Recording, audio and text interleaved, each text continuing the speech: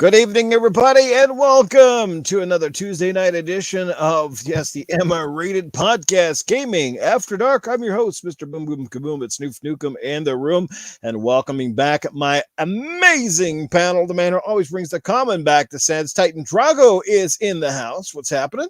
Hello, what's going on, everybody? It's been another week, and what do you know? More games in Game Pass, and that's plural, games. So now we got we got Among Us in Game Pass, which I was telling you about. Man, we got to get a community game night on some Among Us because, man, I'll bet we could have a lot of fun with that game. Other than that, let's do it. Speaking of people that are among us, the Mag is in the house and ready to roll. What's up, middle-aged game guy? Yes, he is. Yes, Noof, Titan, chat, guys. We are in for one hell of a show tonight. I'm super happy to be here. We got some fun things for you guys tonight, so you better stick around for the entire show. And guys, let's get right into this. Let's get right into the show. We got some great topics tonight. That's right. Drago's Corner will be back tonight, and guess who he's going up against? Tony Baloney himself. So you don't want to miss that. You won't have to hang around to the end of the show, but we appreciate it when you do. In the meantime, let's catch up with our chat real quick because we've got a stellar cast of MVPs in the house already, including the one and only Doggy Dog, who comes in hot and heavy with the first super chat, $1.99. Tuesday night, Gaming After Dark time, fiddly dilly. Yes, indeed. Timothy Dixon is in the house, Casket Repair is here with us as well. Draven Arrow, Metalhead, Six Slayer, Spider-Man 356, and yes, I will read out all the names, even if it takes me 20 minutes. Princess Earl was hanging here. Kylo Milo, what's going on? Hey, Mike Mullis in the house. What's happening, brother Mike? Cyber Country's here. My Halo brother Aram, what's happening? Monster 530 is in the house. What's going on? And I think we just about, there we go, caught up already. That was quick. All right, let's get right down to it, guys. Obviously, the Game Awards are behind us now. I know a lot of us are probably sick of talking about it, if you've talked about it at all. I don't have a whole lot more to say than what I haven't said on various other podcasts and things already. I was on Boomstick's podcast on Friday morning, had a chance to kind of dive into this a little bit. And then, of course, once again on Sunday, you guys may have not had as many chances to speak about it, so I'll let you have your piece. But let's just quickly sum up the Game Awards. And I'll leave either one of you guys can go first, but here's what I want you to answer is just, what was your favorite part about the Games Award? What did you not like least? And let's at least talk about some of the surprising winners, including like Best Performance, which did not go to Giancarlo Esposito. And we'll talk about the Game of the Year. Yeah, he did not win it, even though everybody on podcasts that I was on all picked him. He did not. Maggie Johnson, who played, I think it's Maggie Johnson, who played, what's her name, Lady D from Resident Evil 8, she took the award. Now, all I can say is her face was left a lot to be desired, but my God, that dress could have took the show itself. Holy moly. You know what I'm talking about, Meg. I love the face. I loved every part of her. I like it when they look a little rough and beat up and maybe glowing eyes and possibly want to drain all my blood. I don't think my eyes went above her fucking neck. Yeah, I don't care. If she wants to drain all my blood, I'll drain my ball. Well, let me not say that. But anyhow, let's get right into the Game Awards. Yeah. And I'll be brief because you know what? It's the same, let's face it, guys. It's the same fucking stories every single show. It's either the Game Awards or it's about Halo. And guess what? We're talking about both tonight. So you better enjoy every minute of it. Anyhow, in all seriousness, I liked it. I watched it sort of half-assed because I'm not going to sit there for 3.5 hours and watch this bloody show, especially with all the, with all the fluff and all the filler and everything else, right? However, my favorite parts of the show, I got to say, were obviously, as everybody else would say the same thing, the reveals, right? You got the game reveal. So essentially, it's turned itself into an E3 as opposed to an award show. And when you really break it down, I mean, does anybody really remember, other than like Game of the Year and maybe like, just like you said, like best actor / actress in a leading role or whatever. Other than that, like, does anybody know who won Best Technical Award for Sound Audio? Pretty much no.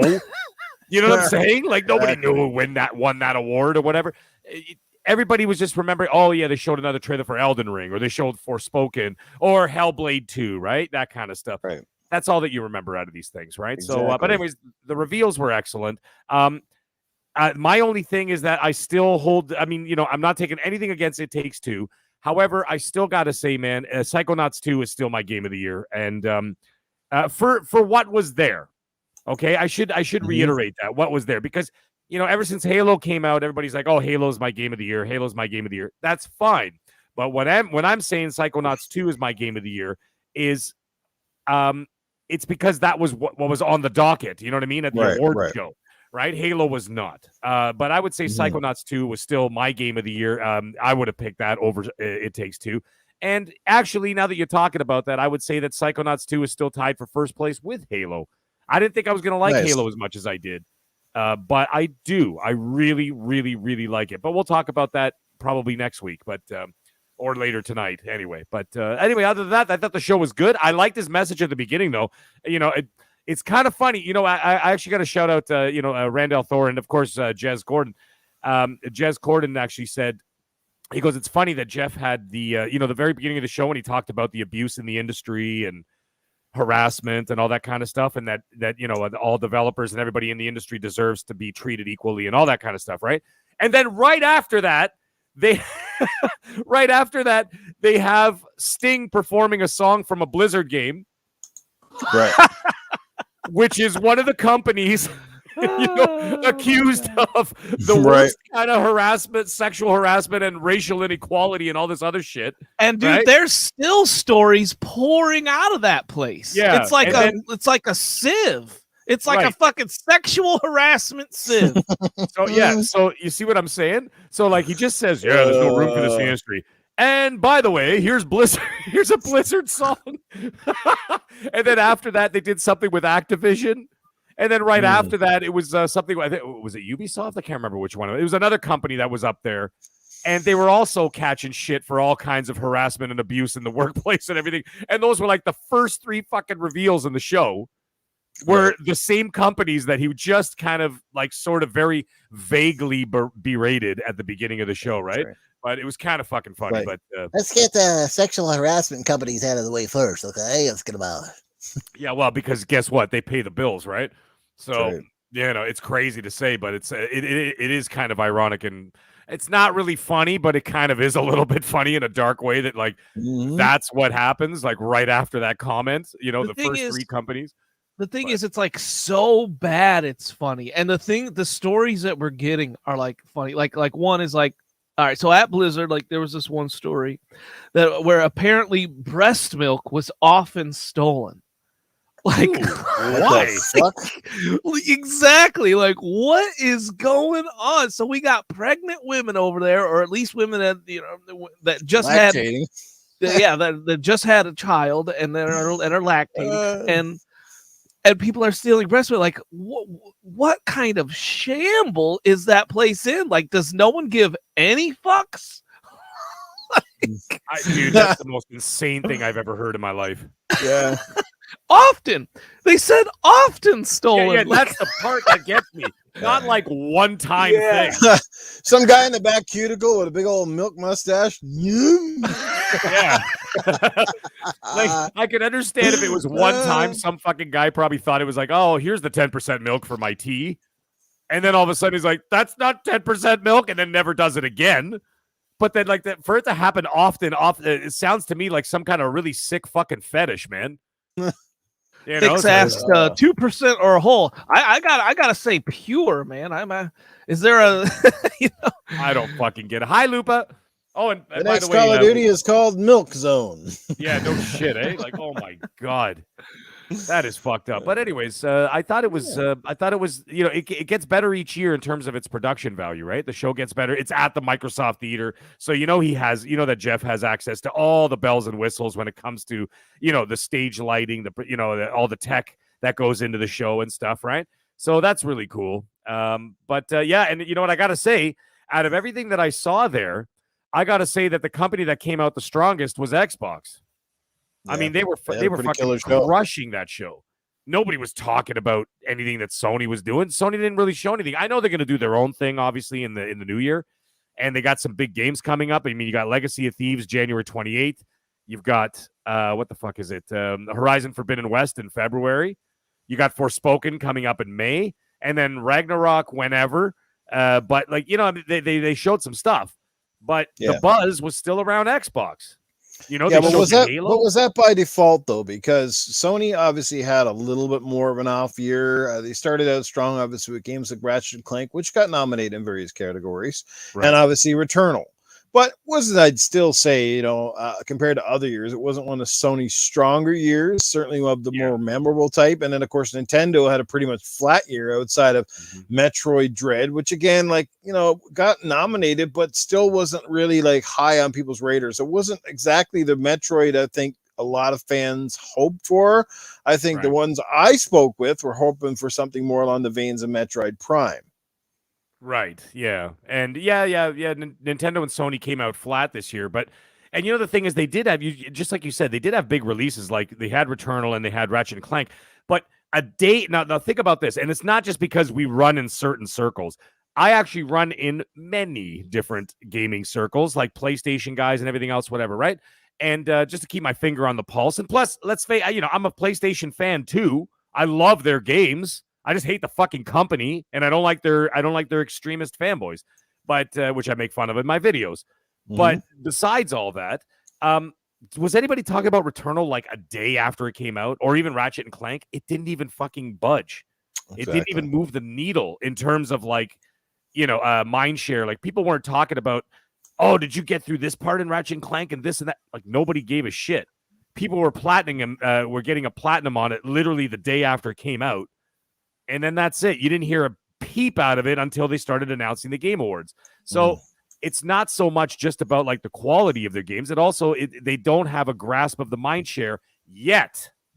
And the key word is yet, because they will at some point. But I really got my eyes open for this Forbidden West, because if Forbidden West doesn't hit the way they want it to hit, I think they're going to be in a lot bigger trouble than you think, because a lot of people are starting to talk about Forspoken now. And I'm really looking forward to that game. It looks great. But a lot of people who got some hands-on or even just eyes-on previews are saying it's really not as good as they think it is. And so let me ask you this.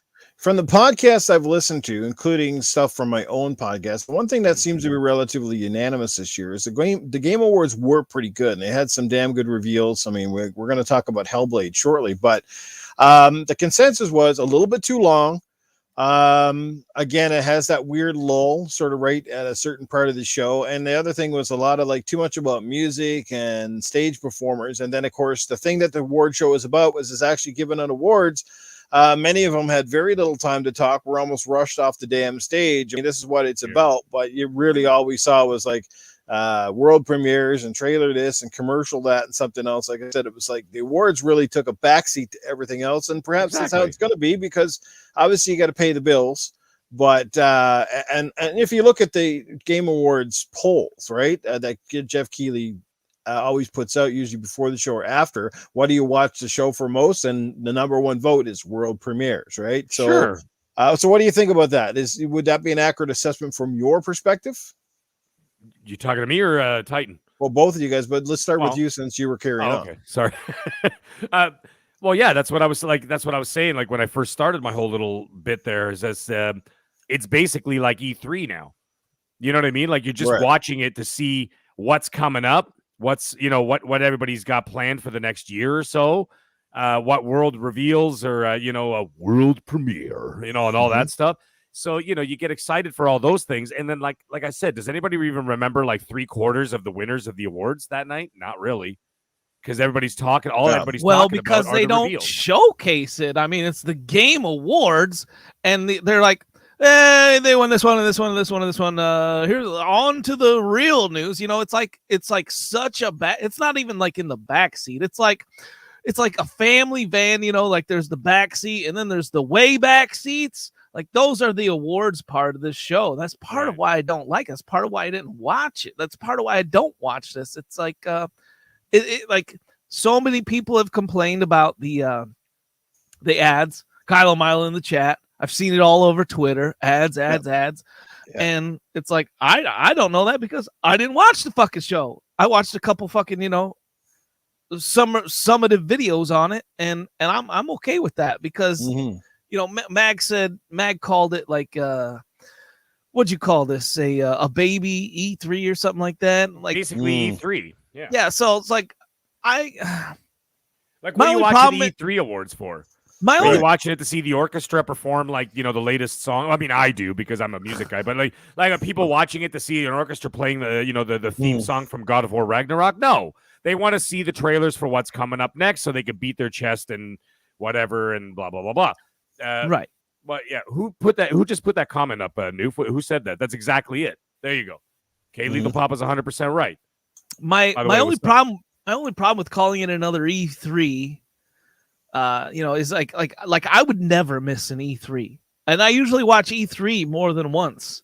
So like I would name this like the little bastard spin-off show, So, But it's not bad, though. That's the other thing. It's not like it's a poor production or it's not watchable. It's really True. enjoyable to watch. It's fun to watch. well, It's just, but the thing is, there's yes, good I and bad understand- about it. Like it could be a lot better. Yeah, sure, but like that'll evolve over time. True. Maybe. But like we'll Should. see how it goes. But the thing is, it's not just ad revenue. The ad revenue is obviously huge. That's an integral part of it. But Keeley is also playing to the strengths of what people want to see. And obviously he's 100% correct because, like I said, if you scroll through anywhere, Twitter, Facebook, any other social media, no one's talking about the awards. They're talking about the trailers that they showed there. So he obviously knows that. And then that's what's going to get the viewership that he needs in order to get the funding that he needs, right? Right, So he knows that absolutely. people are going to tune in to see those. Well, why not cater to that crowd? Because that's the majority, right? So, I mean, it's a bit of both. It's ad revenue and it's the popular choice from the people. I gotta make fun of Assassin Loop in the chat real quick too. Assassin, I'm gonna need you to keep your panties on in the chat, okay? She said, and I quote, "I hope to mate Joe Dunmore." I hope the mate. No, but we all like Joe Dunmore. But hey, send him a DM for crying out loud, okay? And who was she talking about? Yo, Who was she talking about, Titan? yo. You say. Joe Dunmore. Hey, Joe Dunmore looks like he got more than one fan, except the only difference is apparently I don't want to fuck you, but someone else does. Anyhow. Oh, boy, oh, boy. Oh, shit. See, only this show, baby. Only this fucking podcast. I'm telling you. Only this podcast. Yes. And by the Love way, it. apparently Pure Flack Monkey works at Blizzard. Yeah, Disney Delta thought this was a complete fucking dumpster fire. Apparently, hey man, they each Oh, their come own. on, Disney. I enjoy the Game Awards. I'm not going to sit here and lie. You know what? Like, considering it's the only fucking award show, if we had 40 of them, perhaps it'd be more critical. But until somebody else pulls up their big boy pants and steps up to the fucking plate, we got to give Keeley a little bit of credit. Jesus. Otherwise, like, fucking nobody shines a light on this industry. It's either you're getting bad news or fucking no news. It's one of the two, right? Yeah. Nuke's No, right, this man. is definitely. Does anybody this is- watch the Joystick Awards? Yeah, right. exactly. Or the fucking BAFTA? What is it? The BAFTAs? Well, the Joystick Awards ain't getting themselves any new viewers by giving out, fanboy awards. So Yeah. I know, but still, you know what I'm saying? Like Keeley's done what he's done. You got it. Noof is right, man. You got to give the guy credit. Because I don't fucking see anybody else doing it. You know what I mean? Listen, Like, you that's the don't thing. have to fucking like him. I'm not here to kiss. maybe his I ass, should but give. I'm just Maybe giving him credit. you're right. Maybe I should give him more credit, but I don't know. I just something about that guy. I just don't like him. Oh, by the way, totally unrelated, but related. I was watching, guys. This is really funny. On Disney Plus, they have the Haunted Mansion Muppets thing on fucking whatever. And you're going through, like, I'm watching the show or whatever, and it's like, the Muppets are walking through the Haunted Mansion, which is, of course, the ride in Disney World. And they're going through, and there's a section where there's all these, like, pillars, and on the pillars are all these severed heads that come alive and start talking and shit, right? One of the fucking heads, I'm not even kidding, is Jeff Keighley. Jeez. I swear to God, it was so fucking funny. And then I'm like, that kind of looks like, and I didn't say anything. And then I waited to the credits, and it said severed head, Jeff Keighley. Damn. And I'm like, how did he get into a Muppet movie? I want to be in a Muppet movie. That's my fucking life ambition. Yeah, Got shit, some yeah, connections. Yeah, I'm sorry. It was just a side note, but it was really fucking funny. It was just like, what? Like the most random thing ever. Let's catch up with the chat real quick and give a shout out to some more MVPs up in here. As I said, Princess Zelda is in the house. We also got Assassin Lupa hanging up with us. Great time playing a way out last night. Assassin Lupa, good to see you. My buddy Free Jack is in the house as well. Triard fan hanging out with us. As we said, Pure Fact Monkey, Dizzy Delta is here. We got the boss mod Lethal Papa ready to throw down the band hammer at a moment's notice. Timothy Dixon still hanging out with us here. What's going on, Tim? Kylo Milo here with us as well. Mr. Kima. Joe Dunmore, Death the Kid is here. Gone Mad, what's going on? Six Slayer, good to see everybody here. Nix, what's happening? Hope I caught up with everybody here. Thanks for being here, guys. We appreciate it. Anyway, back to the award show topics. And Z Black Rada, how you doing? Slim73, what's up, brother? Let's go. By the way, Titan, you God want to weigh Mad. in on any of this? Or go ahead. No, go ahead. Go ahead. Sorry, I was going to say, Gone Mad. I saw what you wrote in the chat about you were watching RDX and you put yourself to sleep. That's because Dealer's a fraud and he doesn't want to be on this show. That's why. Get your ass on the show, Dealer. I know you secretly listen to us, but you don't ever acknowledge us. I know you're there. And by the way, Doctor, welcome back, buddy. He's probably sleepy as hell right now, trying I to know, I'm stay just awake, fucking with him. playing some fucking game, man. He always does that shit. Every time I join his chat, he sounds sleepy as all hell. Yes. Yeah, no, he stays up late. Yeah, and he does a lot of work. Yeah. Yes. I played Halo with Dealer a few times here and there. He's pretty funny, but he's very low key. I had a great chat with Dealer last night. He jumped into my my party with Lupa as we were playing away last night. We had a great conversation on different things, and Nice. it was good times. Good times. Shout out to Dealer and shout out to RDX, an Yeah, amazing man. podcast you can check out on Tuesdays right before this one. So go check them out, give them a follow, give them a like. Love you, Dealer. They have got one crazy podcast, crazy panel, and holy fuck, they always have a crazy amount of people watching and listening. That is insane. Good stuff. All right. Anyway.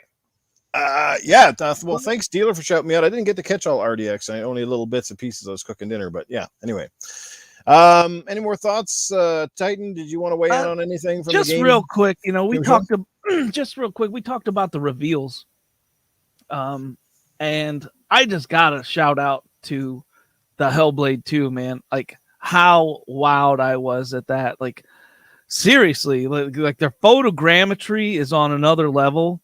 The freaking like everything about that game. And I was like if you like, I kept finding myself staring at the rocks, at the pebbles on the ground. Like there's all this cool shit happening, but I can't keep my eyes off the fucking rocks, man. They look so fucking good. There's like millions of them, and they all look like none of them look, like. Can we soundbite this fucking clip for a show later on? I can't stop looking at the rocks. There's millions of them. Yeah, man. It's like every rock is individually fucking designed and shit. That's the way it looks. I was like so amazed. Usually because usually you're looking at the ground or whatever, and it looks like this kind of baked in stuff, this baked in like texture or whatever. And then you got some like grass poking out here and there, and maybe some little rocks or pebbles or boulders, whatever here and there. But this one was like, Jesus Christ, every fucking rock had its own identity. God, man, that game is going to be so fantastic when that game finally comes out. That's all I wanted to, I just wanted to finish up with that about the awards show. How fucking amazed I was at that. It's Hellblade, baby. Hellblade. I like rock. You notice how I'm awfully quiet right now? We're going to talk about Hellblade in a minute. Don't worry. We're going to get to that part. Well, Titan, let's get both of you guys in on this. Well, let's just skip to the chase and cut right to the fucking meat and potatoes. And that is Game of the Year. It's the one award everybody can't wait to see what's going to end up. There was 6 fucking phenomenal nominees this year. There's no doubt about it. Each one very deserving in their own sense of the word. I mean, you had like Deathloop, It Takes Two, Metroid Dread, Resident Evil Village, Ratchet & Clank Rift Apart, and Psychonauts. Yes, I know. Everybody's going to have their favorites and their picks. I totally get it. But the winner, though, a bit of a surprise, and an indie taking it home. Indie published by, obviously, one of the big bad cojones of video gaming in EA. But, I mean, how cool is it? One, whether you liked it or not, you certainly got to applaud Joseph Ferez and his team at Hazelight and the passion that he exuberates at the award show. There's no question about it. This is what we need more of. Guys who aren't afraid to speak their mind, guys who you can literally tell live and breathe their product and want to make only the best thing possible. And you look at the games, and I talked about this on Good Morning Xbox. We all said, like, it's amazing. If you think about their last 2 games before this one, they had The Tale of Two Brothers. Remember that one? The two brothers. And they had to go That was a around and great help game. each other. Right? Great little game, right? But a great Was that start. the twin stick one where you control one brother with one stick and the other with the other stick? Correcto. Yeah, I love that game.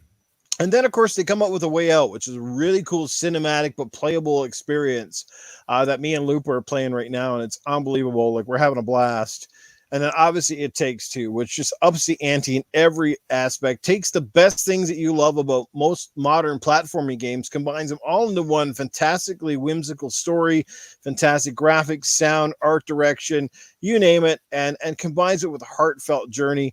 Like I said, I personally love the pick. It is my I mean, it's a very tight one because Psychonauts 2 is amazing. Halo Infinite was amazing this year. I really enjoyed Ratchet and Clank when I played it, but I love It Takes Two. How do you guys feel about the game of the year winner pulling this one out? Yeah, so you called it on last week's show. Props to Noof. Let's give Noof his props. Well, no, I said I picked that one. I said I picked it, but I said the one I thought was going to win was going to be Ratchet and Clank, I think. Right. Right. So, I mean, I'm not mad at all that this game won. It's just, I don't know, when I think game of the year, especially in this day and age, like I want to see something that's pushing boundaries, right? Like Hellblade. Like when that game comes out, like, man, if the story is good, that'll be like an automatic game of the year. Why? Well, in my opinion, why? Because they're pushing the boundaries of graphics. They're pushing, their story. The first Hellblade story was really great. The sound, top notch.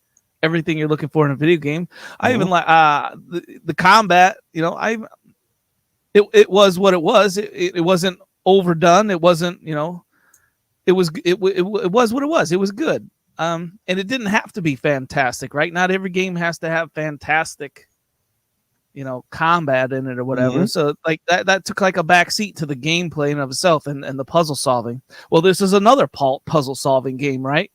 That you just do with another player. And right.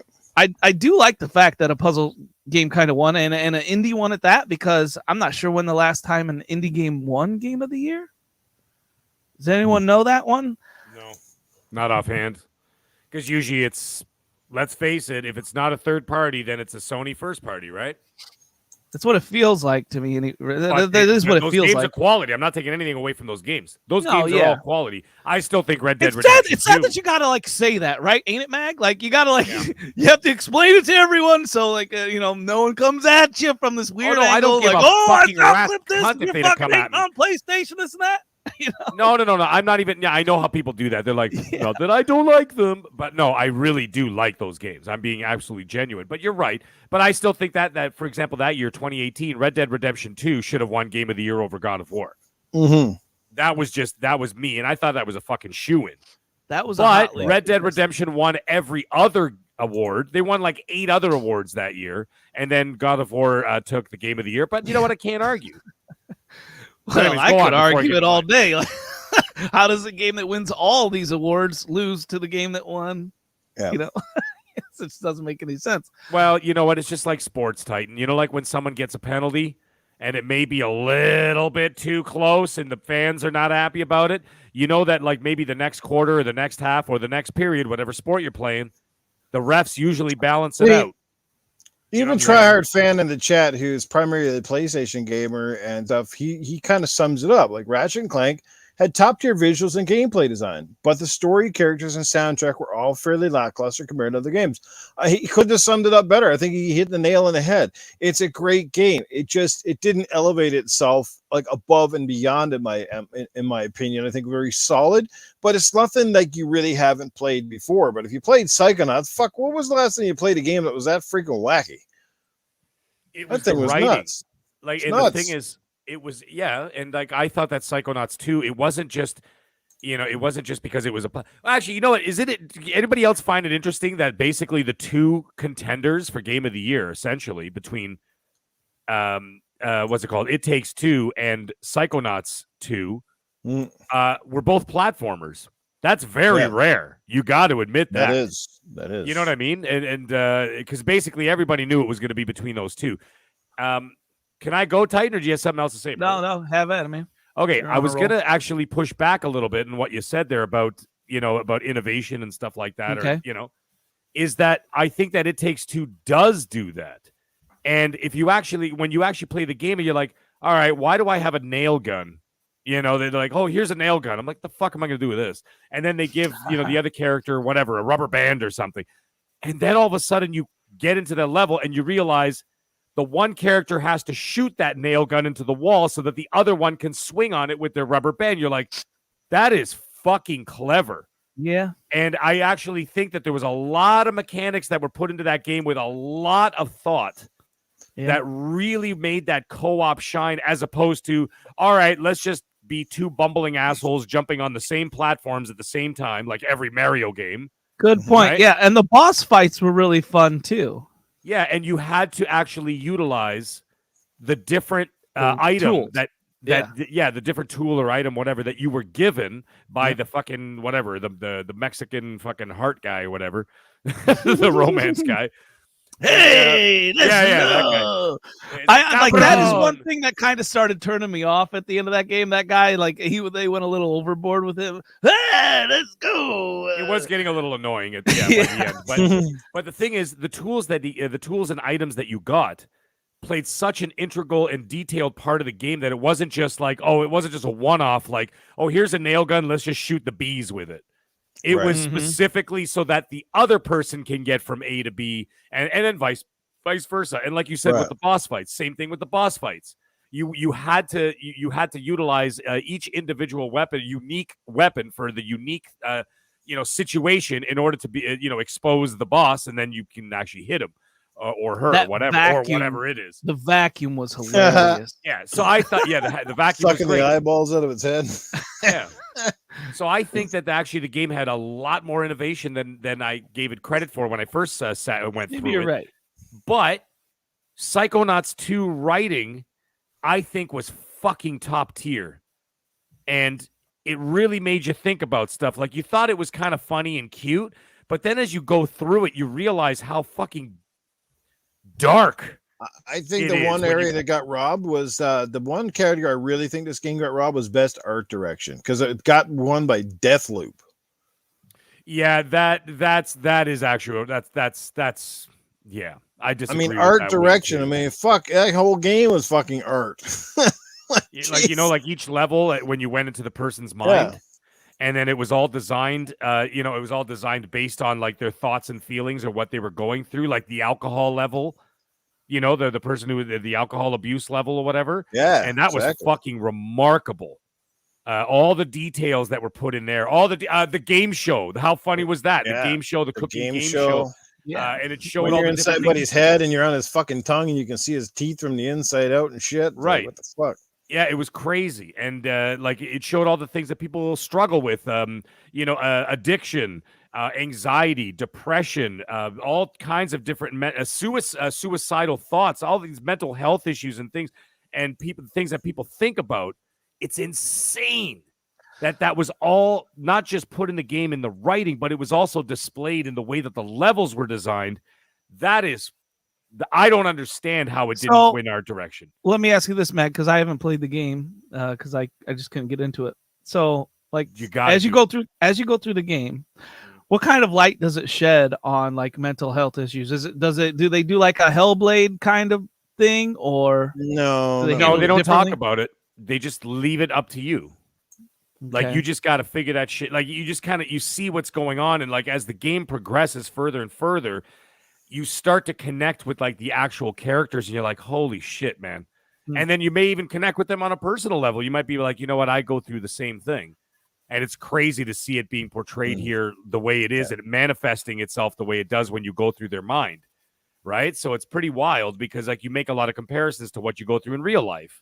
I have anxiety issues, sometimes severe, from like mild to severe, depending on like the day, right? And so when you get through those things or whatever, you see it and you're just like, holy fuck, like you make those connections, Exactly. It's wild, man. And I just don't know how they didn't win the art direction or writing. It's fucking ridiculous. Like, what the fuck were they playing? I think Carlos not winning the best performance. I think that was character. the biggest snub. That's what it sounds like to me. Since he was a centralized character of the whole game, where she was a very He small was, part of. yeah, he was And like so she Far was a Cry part. games. Yeah, Far Cry games have your quintessential, you know, like your enemy, your key Yeah. enemy, or you know, usually there's just one guy, like the father in 5, and if that guy doesn't like pull it off, like Carlos Esposito did, the father did, those were two of the coolest fucking antagonists in any game that I can recall. If those two don't hit the mark, like, I don't understand how he doesn't win that, because if he doesn't hit the mark, that game is nothing. You know, Lady Dimitrescu, like, she was memorable more so for her look, right? If you look at all the Resident Evil games, when was the last time you saw a character like that? You know, she basically was a modern day Nemesis, really, or Mr. X, right? Except that she was beautiful and she was gigantic. She a big bitch, but she also talked. She spoke. she talked. So it was freaky as fuck. You remember like going through that castle, and then all of a sudden she'd be like, "There you are," and you're like, "Oh God!" Like you didn't even realize she walked in the room, and like Jesus. But like even when she was having like those conversations with you, or she was on the phone with somebody, whatever, she was very, very intimidating and terrifying. So it was a very memorable performance. There's no question. Yeah. But I mean, come on, Giancarlo Esposito, man. Like that guy's a fucking. Well, maybe that's why it switched, because maybe they just felt, hey, they threw us all under the bus. They're like, yeah, everybody's picking him. They think he's going to be a shoe-in. It's like, yeah, fuck this. We're going to give it to her. You know, it's how would you feel if you were Carlos Esposito? You're this, big time actor, and you get beat by this fucking. Like, I don't think he really gives a fuck, dude. Hey. It's just a gig. I would be like, what the fuck, man? What I know the about fuck the rest is wrong of you guys, with but people? I sure like seeing her accept that award with that dress she had on. Holy damn! I don't think I saw the rest of her neck. Maybe if Carlos was watching the awards, I had a fucking hankering for Milk Duds after that shit. Let me tell you. If Carlos was watching the awards, maybe that eased his pain. Yeah. Splendiferous in the chat said it. He goes, Esposito's face should have won that award. It's true. His face alone. Sir X-Man Lost Forever said she won it by a nose. That's true. Sir X-Man dropping $2 in the super chat. Game reminded me of Cameo, 2-player online. And then he sends another $2 super chat and says, I was talking about It Takes Two. I'm guessing he says that It Takes Two reminds him of Cameo, which there you go. So there's, China's, his face. Those were spectacular. Noof says, Massol. Yes, they were spectacular. Man, that dress, like, that's still in my memory. Like, holy mackerel. Yes, indeed. Whew. Yeah, all these people saying that all these things got robbed, man. Like Guardians of the Galaxy got robbed too. Guardians of the Galaxy took best narrative. That was almost a surprise. It also didn't also take best. Was it no? What was best action game? Guardians, wasn't it? Was it Guardians best action? I don't remember.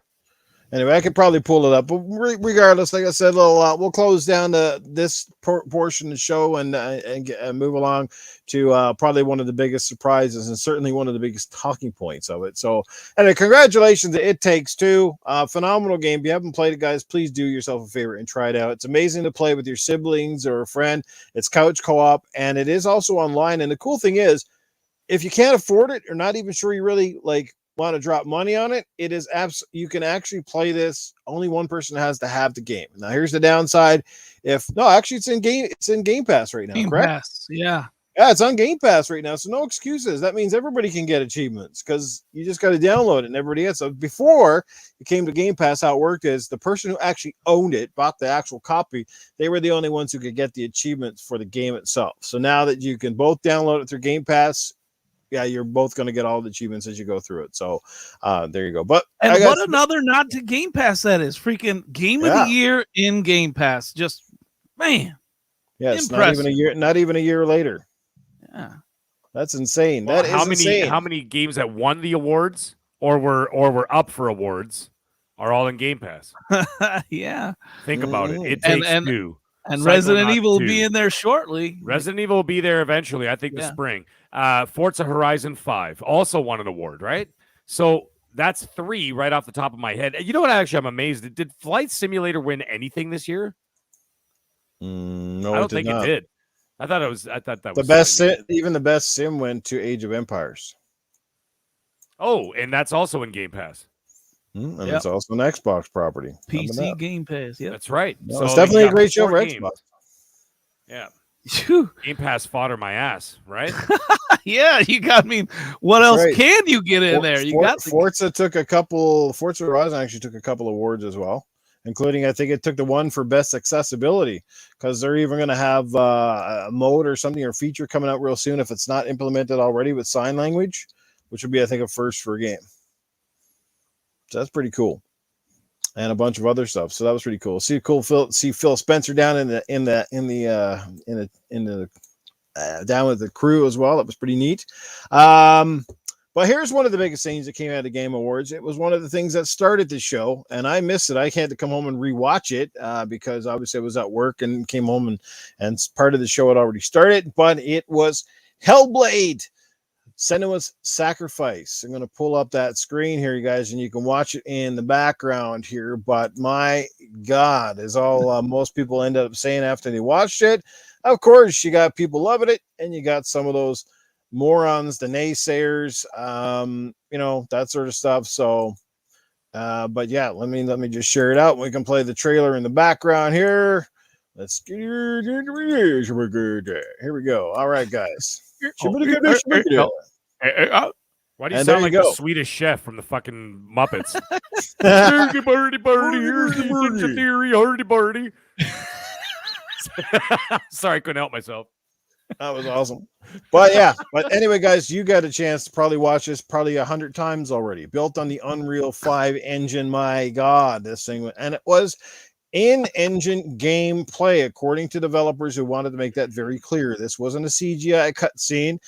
It was seamless. It was seamless from the actual control action to the actual parts where it was a bit of a cinematic. That was pretty cool. Now, some people say, "Oh, is the game going to be like this?" If you fucking think the whole game is just going to be like this, you're absolutely full of shit. It is not. It's going to be just like the first game, but it's just going to look a lot better than the first game.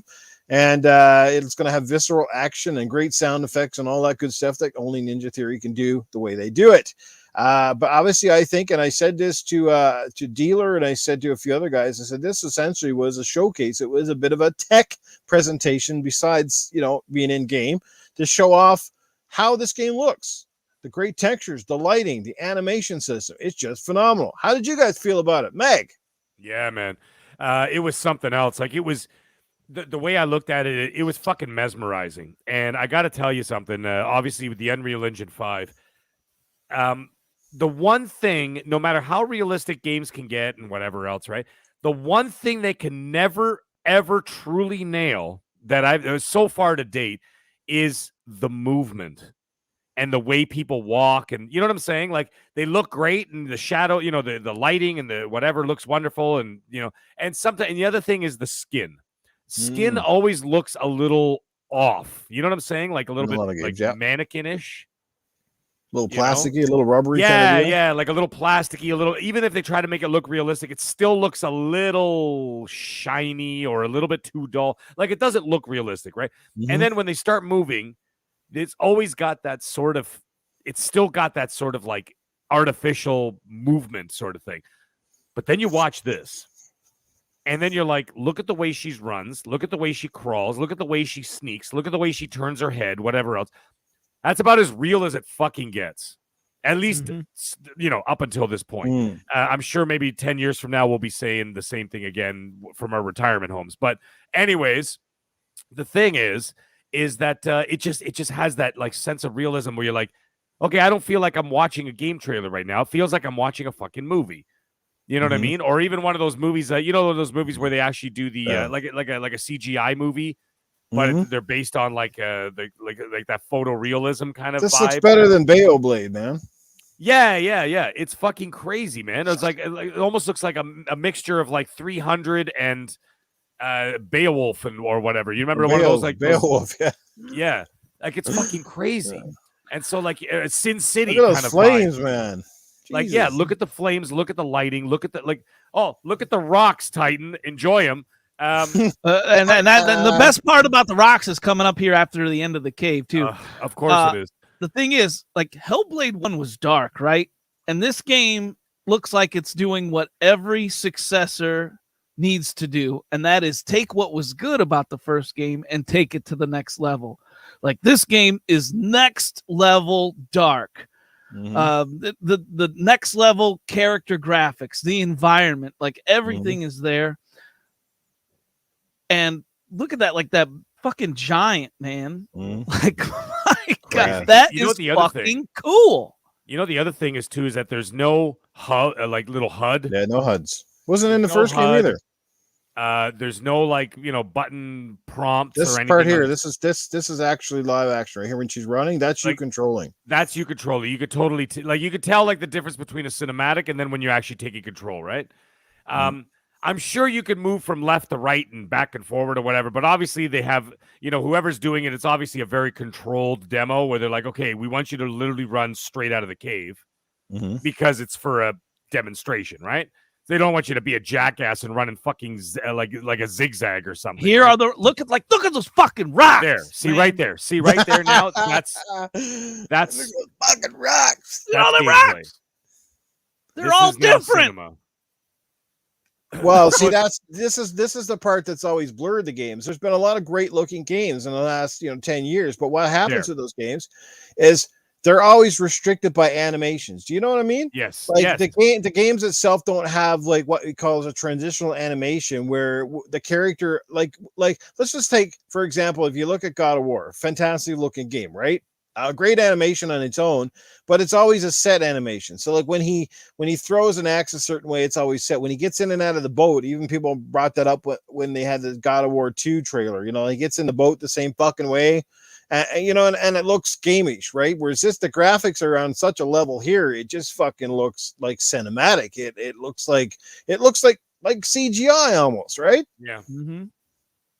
And I think that's the difference. It's called seamless transition. They're doing something crazy with the mocap in this fucking game, and they set precedent with the first game too. The first game had unbelievable graphics and mocap. I mean, if you even go, that game's been a few years old, like 2017, I think it came out, and it still looks phenomenal. So, like, for people to be kind of, oh, this can't be real. Like, are you shitting me? Look what Ninja Theory accomplished on much lesser hardware.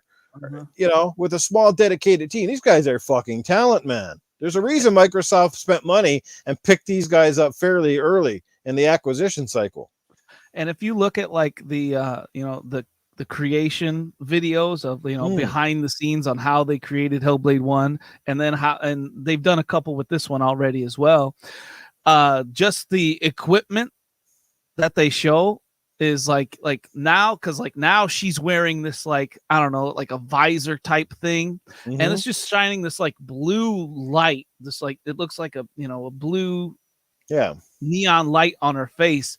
And remember, it used to just be like dots. It would just that helmet thing would just show dots here and there on their face, because it would only capture so many parts of her face. Like right when she lifted her eyebrows, it would catch that, but now it's literally just capturing her entire face, everything on it, her teeth. The technology's getting better. You're saying, like, look at it. Like, even for example, like Oculus Quest 3, when it comes out, it's going to actually be able to. It's basically watching and mapping your eyes, right? So that you can actually move and look around and whatever with just using your eye movement, and it's going to be as natural as possible. So I would imagine what you're saying is exactly the same thing as the face. It's like the face recording technology that they use for the mocap is even more advanced. Because that's what his name is using right now. James Cameron's using that shit for Avatar 2 to 5. Yeah, right? What's the one thing a lot of us have sort of brought up in the last couple of years? We've had a lot of cinematic experiences, but you can always tell when the cinematic sort of stops and the game starts. It always had that weird transition, and it kind of pulls you out. And I think that's what they're going for. Now, whether this ends up fully like this in the actual game that releases, I hope that it will. I'm confident that it will. But I think that's where this is the difference. It's not just graphics. It's those small things that are blurring the lines between what am I playing and what's a cinematic. That's the genius here. This is if they pull that off here in this entire game, That is their genius, not just the great visuals, right? Which we're going to see a lot of games over the course of the next 5-6 years start to come like on this level with Unreal 5. We saw that Matrix Unleashed fucking whatever it was. Oh my God, right? But that's where these guys are trying to pull this off. And the old Hellblade had no HUD either. It was all about sound. It was all about paying attention to her arm and the blacks. It wasn't about, and that's what they're going for, because when you got life meters and you got little directional arrows and you got all that bullshit, it doesn't feel like, it starts to feel like exactly that, a game, right? And I think they're trying to get away from immersion. A game.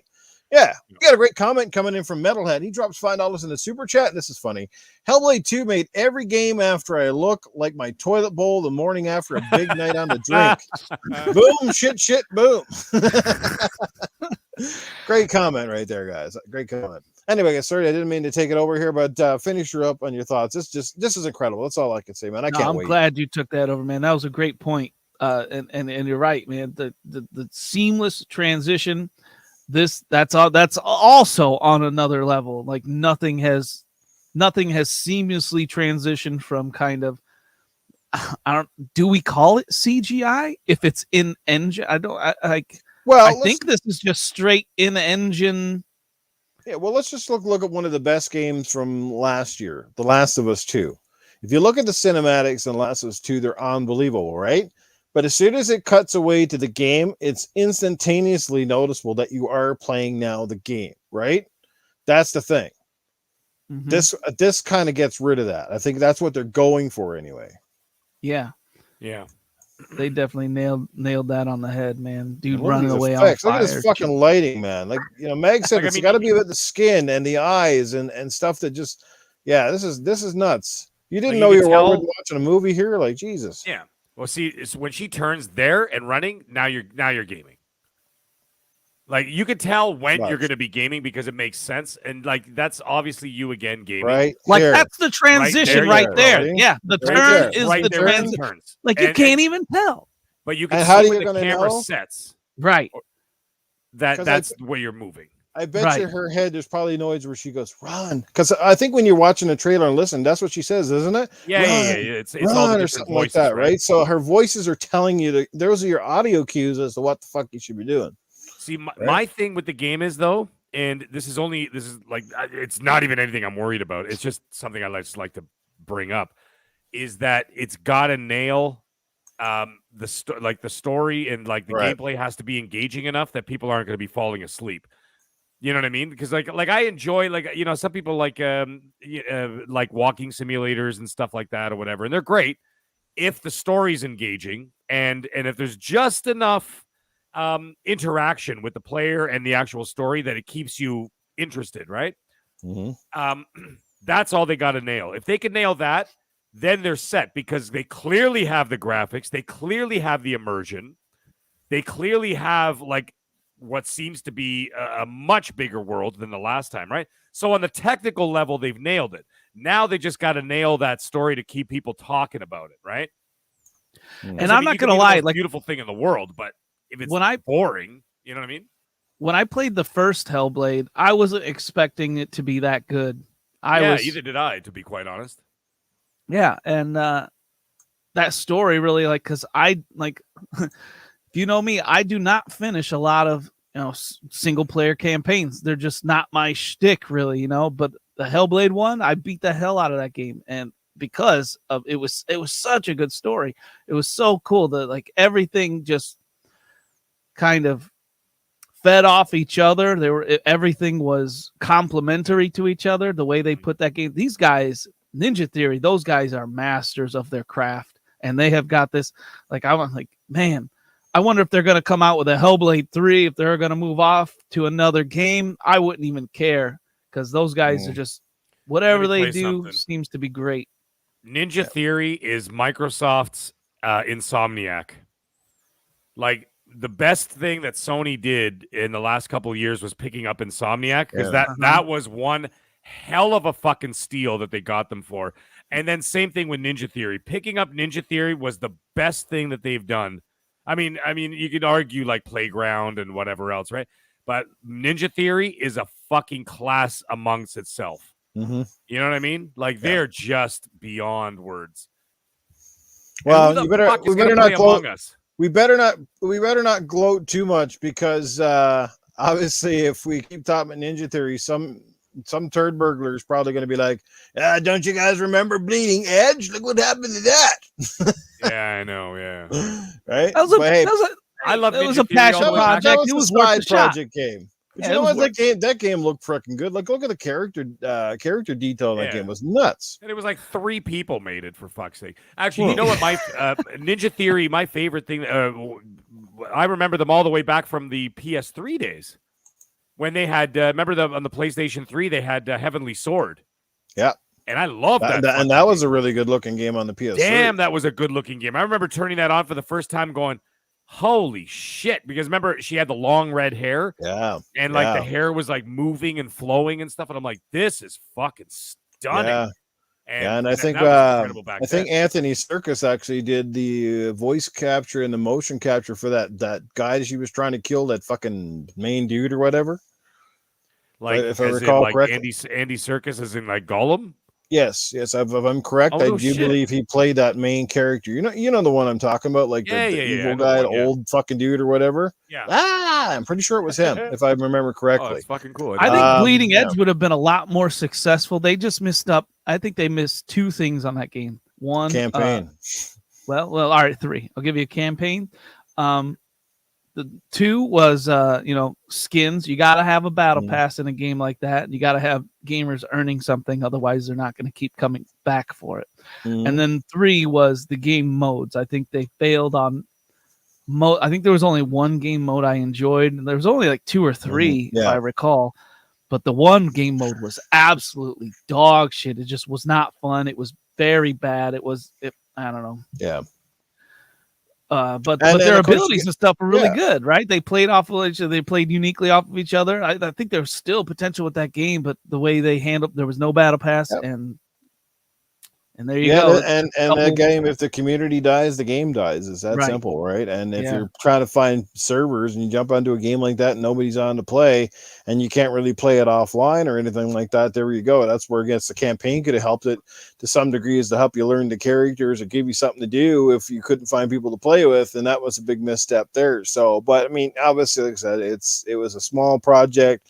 And that's the thing. Like, and people got to realize that Xbox and Game Pass, they're going to have far more, hate to say the word, but they're going to have far more filler over the next course of how many years than they're going to have AAA, like amazing fucking blow your mind games. And that's just a fact of life, because they're going to have content, right? I mean, you look at Netflix makes about 40 shows now. For every 40, there's probably 5 that are successful and continue on to have seasons, right? It's going to be much the same with this. There's no way you can have everything as just a barn burner quality. That's just how it's going to go.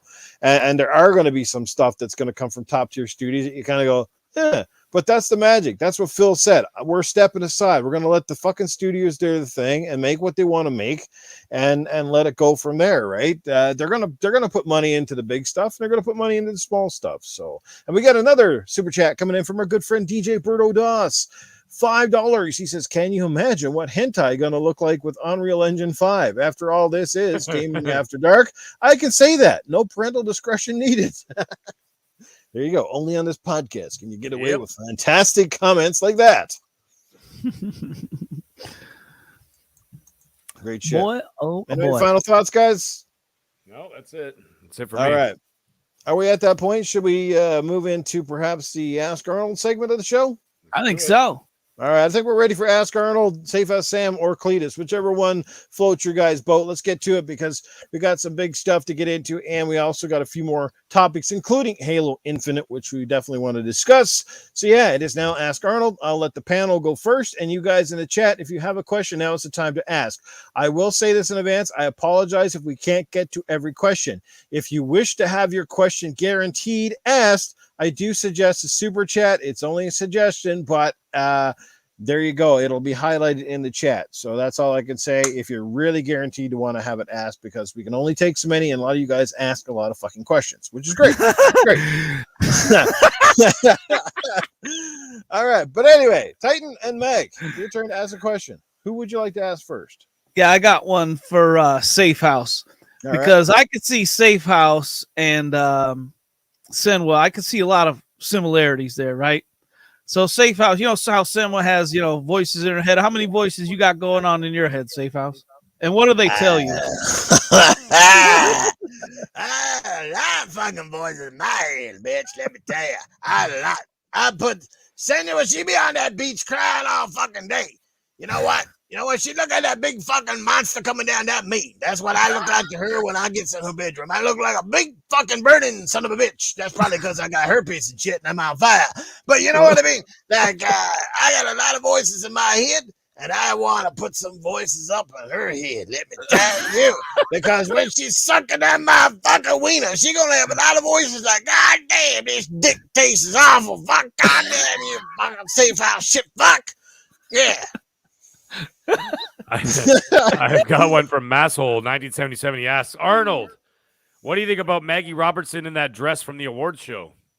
I'm still thinking about it. I've had dreams. I want to hire her. I want to put her in the next movie, but she will not wear anything but that dress the entire time. I mean, she kind of looks a little bit like a blonde Marilyn Manson, but I can deal with that because she's got amazing tits. She's got amazing knuckles, and with the suck on the milk duds, she deserves an award just for looking classy. She's better than my ass is. Awesome, good stuff, Maggie Robertson. You keep doing it. You win another award up there if you come out dressed like that again. Swear to God. Sorry if I sound like a pervert, but that shit was amazing. Well, next question. We got Toolman's 55 says, hey, Cletus, what would you say if you had a chance to be the weapon? Well, fiddly diddly. Good to be back, and thank you so much for that question. I'm a dying to get myself out of this show. And this is what was the question? If I was a weapon? What the fuck are you saying? Get the question. That freaking huge super chat by Lupa. I lost it. Where'd it go? Here we go. What would you say if you had a chance to be the weapon? Well, the first thing I don't like about this new Halo is the fucking weapons. Why the fuck they put clothes on the weapon? She didn't have clothes on in the last game. Now she got some boring ass fucking fiddly diddly UNSC motherfucking some kind of weird ass outfit. I wanted to see them flopping titties just like the old Cortana. What the fuck happened there? You're getting all PG and shit on me there, but you're gonna put slapping M-rated shit on your fucking game, and then you're coming in here with that bullshit. I was disappointed right off the bat. I took 2 points off of Halo Infinite when I saw that fucking girl and she was laughing, she's chatting at me, and she looked like a fucking ditch from next door. I was like, what the fuck is that? Can you even call her a weapon? God damn it, I wouldn't use her for a fucking anal butt plug wearer looking like that. God damn it. So you don't like the innocent kind of thing? That doesn't do it for you? No, I want some vile and raunchy. Just like my pigs out in back are snorting and hollering and farting and shit. That turns my crank. Yes, it did. We asked the wrong motherfucker that question. Actually, while he's Cletus, I got one from DJ Berto Doss, and I got to read this because he didn't actually call him Cletus. He called him Clitus, which is even funnier. Shit. Clitus. When was I can't even. When was the last time you got some sticky? Yeah, sorry, the Clitus. Well, let me see. I can count on my fingers. I had an ice cream sandwich this morning. I got sticky on my finger. I fucking had a sucker in the afternoon. That's sticky on my lips. And then I fucking rubbed out a couple knob sloppers. Later on in the evening, I got sticky everywhere. Just a little bit on the toilet seat. There's some up by the sink. There might even be some on my goddamn toothbrush. But hey, that explains them pearly whites. Yeah, I got a lot of sticky going on there, boy. That's what I never tell you yesterday, Fetty Diddy. Yeah. Every time he talks, I think of like a Wilmy Hood work picture. I swear to God. I know a Wilmy Hood. What will we do? Oh shit! Oh fuck! We got a big super chat coming in from Assassin Lupa. Wow, Lupa! Merry Christmas to you too. Merry Christmas. Again, we don't want to Lupa. read that one out. Love you guys at Gaming After Dark. Have a merry holiday and a happy new year and a drink on me. Hell Lupa, you're yeah. the best. Well, thank you, Lupa. You are the best. We love you, Lupa. Thank you so much for that, and look forward to gaming with you a whole lot more for the rest of this year, and obviously in 2021. We hope that health and best wishes bestow you. We know you've had a rough ride the last while, so thank you so much for that, Lupa. You're amazing. Any more questions? Take one or two more. Actually, ironically, it was I read the question, the Cletus question, and then DJ Berto Das dropped the $2 super chat of the same question of Cletus. But this time he actually put Cletus. Cletus, when was the last time he got some sticky? So I just want to acknowledge that. Thank you, DJ Berto Das, for that. And it looks like that's the end there. I don't see anything else. Oh, wait a minute. Jesse Darby, am I really wanted to know if Arnold? No, that's not a question. Let's see. Hey, Arnie, Axel. did you put up your tree yet?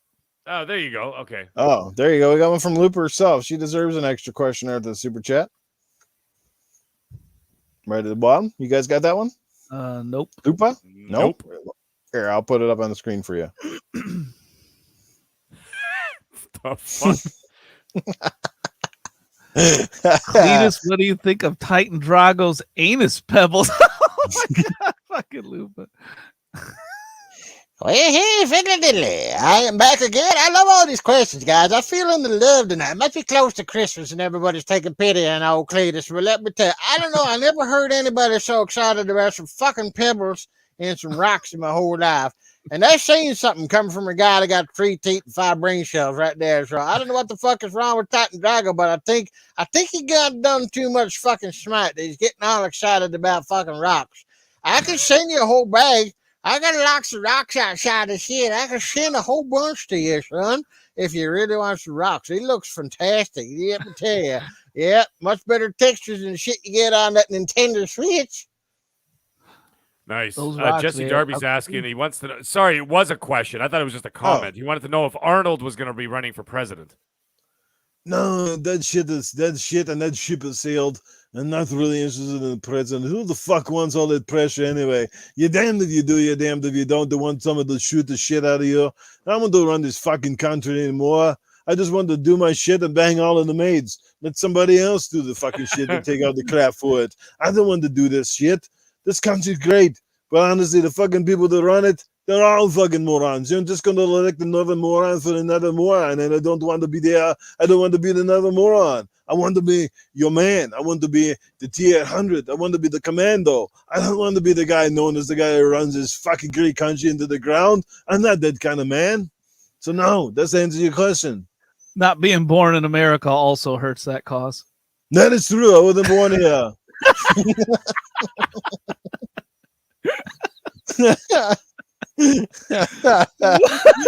No, I actually had to talk to my wife about that, man. I'm like, man, like Arnold, he says some really wise stuff, and he's awesome dude. And then, this was back when Trump was president. I don't like him, but I was like, man. And then Arnold spit these great lines out. I was like, man, why isn't this dude our president? He's like, oh, because he wasn't born in America. Oh, I didn't know that.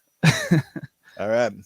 Well, guys, that's all the questions we're going to take for this week. We will be back with more again next week. So if you got a couple questions, good ones, maybe save them for then, and we'll try to get to them then. So what's going on? Chase Jones, good to see you in the chat. Toolman55, Splendiferous, Sir X-Man is here. He's dropping another $2 in the super chat. I repeat, should EA remaster Burnout 3 Takedown? Yes, I say so. That was a great game. Fantastic. Yes. Oh, wasn't pure. You're asking EA to remake a game? Oh boy, you're asking for trouble, X-Man. Yeah, watch what you wish for. They just might right. do it and charge you $80. Yeah, exactly. What was that other one they did? They dropped in Game Pass. It was another racing game. Burnout Paradise, was it? Yeah, was it Burnout? No, it wasn't Burnout. No, one of the they haven't dropped any Need for Speeds, have they? Not lately. No, it wasn't Need for Speed. It was something else, and they dropped it a little while ago. Well, it wasn't horrible. It wasn't great. Right. But it's in Game Pass right now. What the fuck was it? It just wasn't Somebody worth remembering the name over. Eh? Shit. That's a red flag, Mag. Just get fucking Mass Effect in there, man. The Legendary Edition. Can you drop it in fucking Game Pass? It's been 10 months. Nobody's playing it. Yeah, no shit. Come on, man. No shit. Yeah, they are holding on to a couple of their titles like they're fucking gold, ain't they? Yeah, like get the fuck out. Get over yourselves, man. Jesus Madden Madden 22, throw that shit in there. We're almost at the playoffs already. Yep. All right. Oh, yeah. Well, that's a great question coming in from DJ Berto Dots. Here's one you guys can answer. He draws $5 once again and says, "Are you guys excited for the next few days?" Yeah, big games.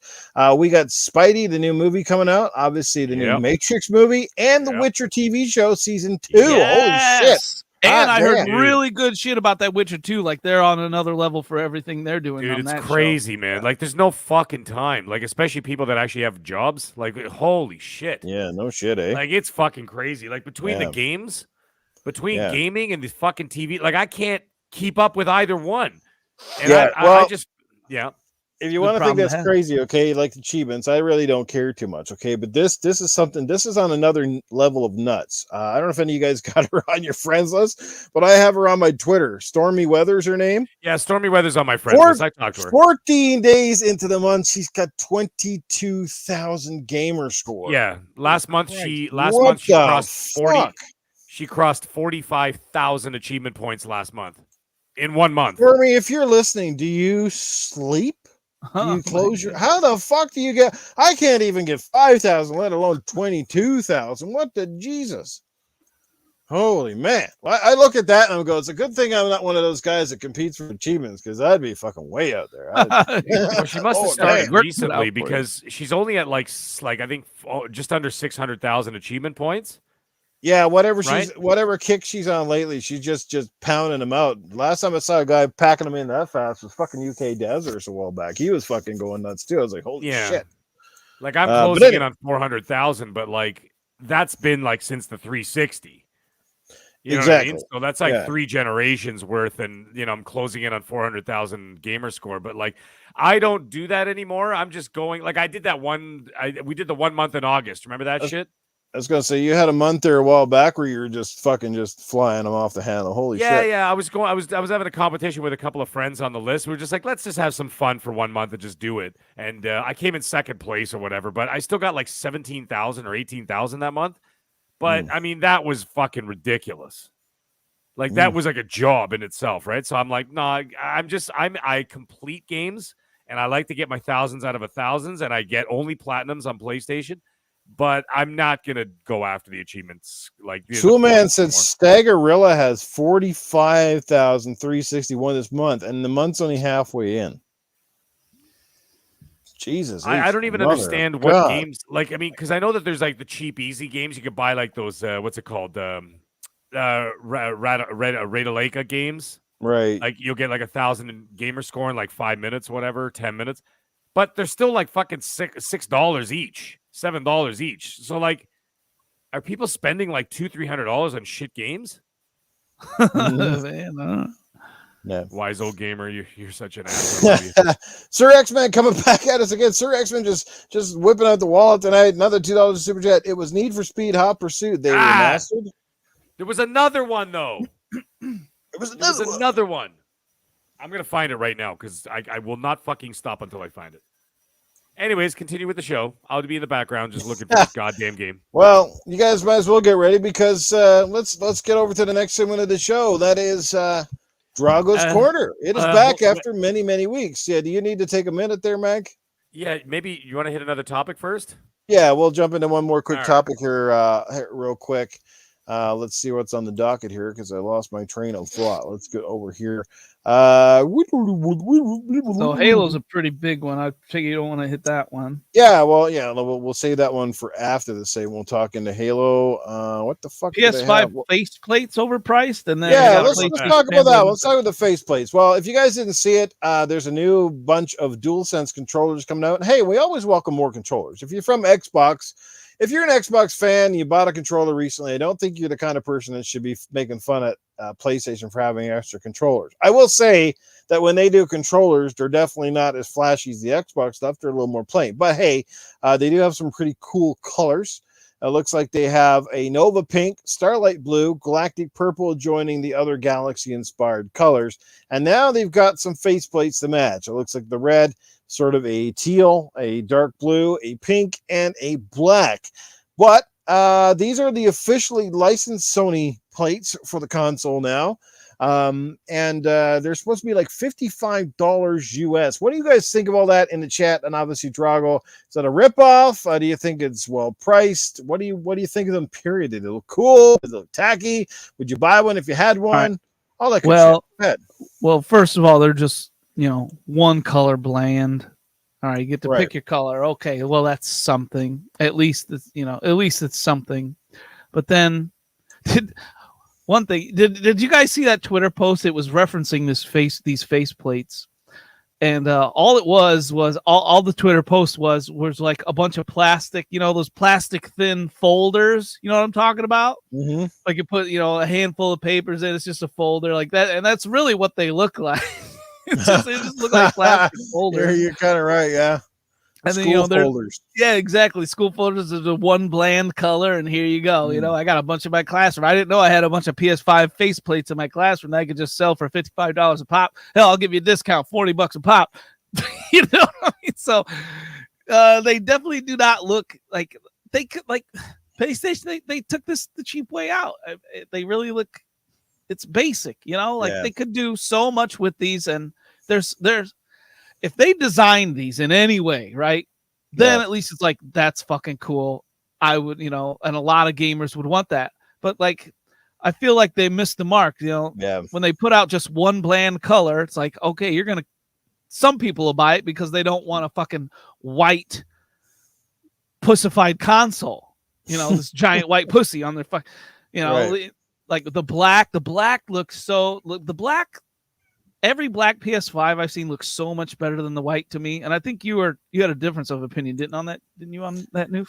Well, I personally like the white. I've always just find they look futuristic and very, very clean, I suppose, much like a lot of the Apple products essentially. So I kind of like the white. I mean, if you look at the screen here, there it is. I brought it up on the screen so you can see them a little better. There's your colors, guys, right there. You can have a look at them. I mean, obviously the black looks pretty sick, and that's probably going to be the best seller because a lot of people wanted the black PlayStation 5. Now get one, at least until they actually make an official version. Well, there you go. There's your vagina one you got right there, the pink. Look at that. I do like the purple one. I love purple, and that does. So it should put a couple of little pubic hairs at the top, and a little clit at the bottom. See, they're missing out so many opportunities here, man. Missing the train. So missing the train. You know what I got to say about that, guys? Hang on one second. I'll give you my fucking opinion. Oh my God. Yeah, he just queefed for everybody. No, there's my opinion right there. Shit on that.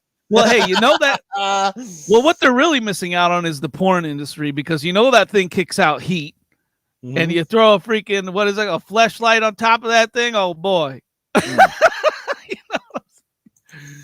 Well, like I said, at the end of the day, nothing wrong with the faceplates, and the color differentiation. I think it's all pretty cool. Kudos to them for doing something. The sad part is, they went out and took that other company to court, basically got rid of them for making it. Now they make their basically own, which are virtually the same, and then fucking add $6 to it. And at $55 US, it's pretty much the cost of a fucking controller. This is plastic faceplates.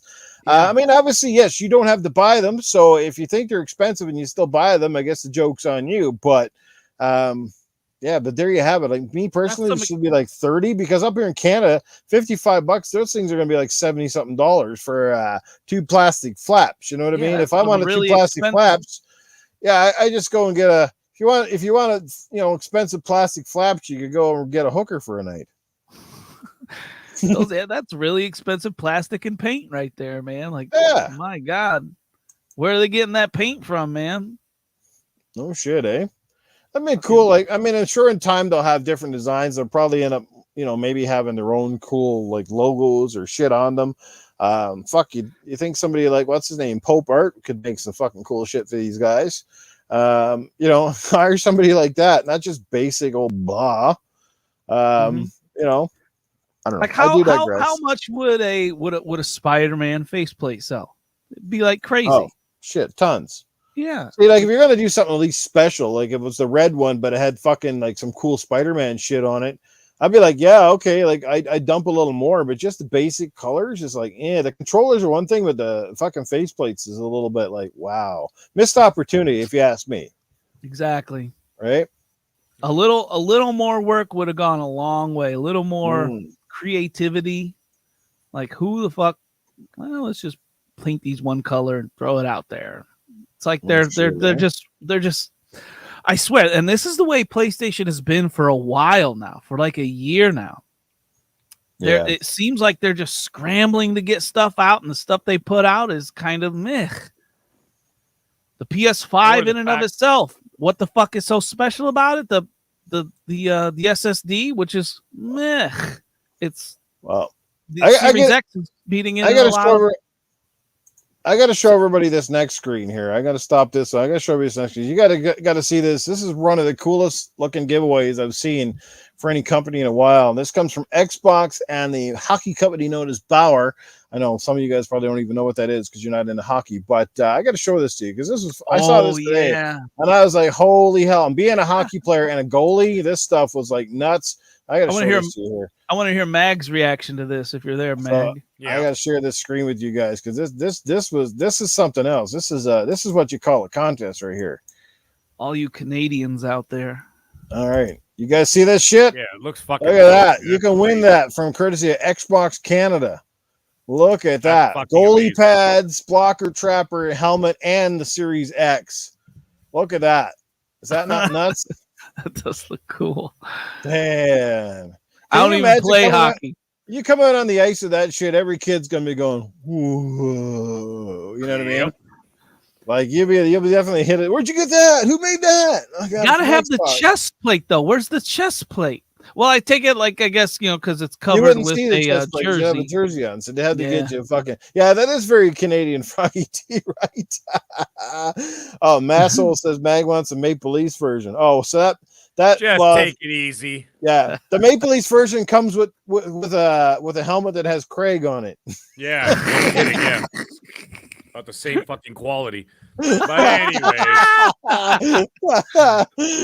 Canadian burns. Them hockey burns, man. Shit, man. Let's all right.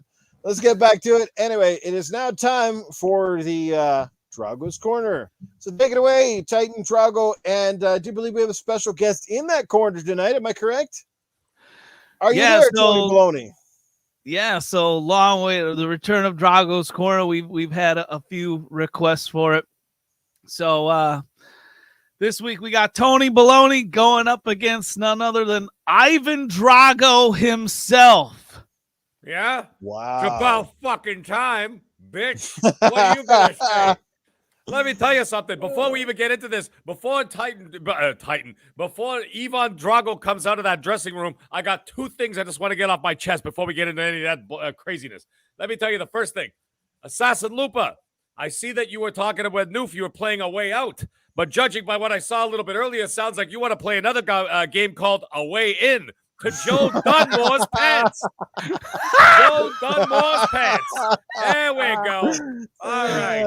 And one more thing, Mag and Noof were talking, having a deep, meaningful conversation about the Game Awards and talking about all the little nuances and everything about the Game Awards.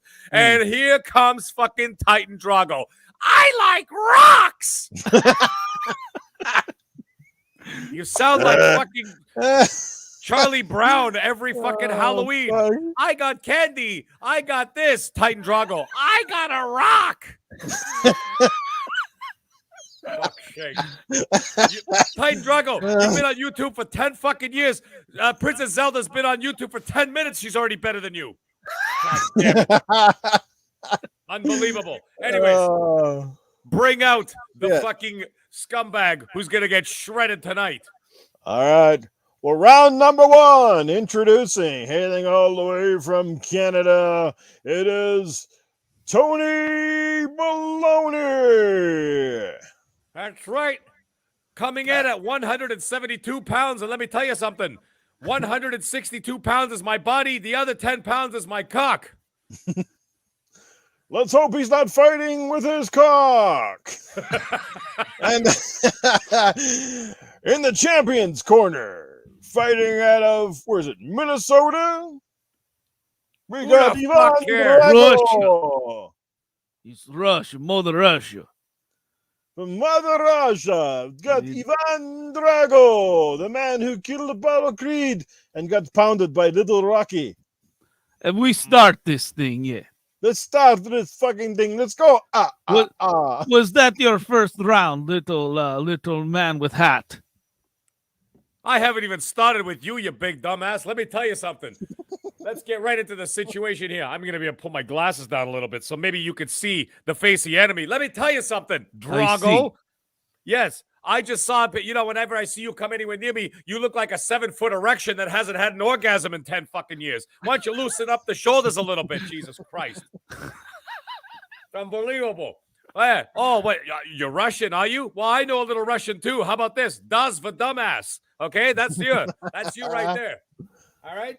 And let me tell you something. You got anything to say? I say I must break you. I must break you? The only thing you're going to break is a Guinness Book of World Records for world's dumbest fucking dialogue. Unbelievable. Hey, you know what? Your buddy Titan. I was just talking about your buddy Titan. He's too busy staring at rocks. Maybe he should look between your fucking ears because it looks like your head's full of them. Anything else you'd like to say?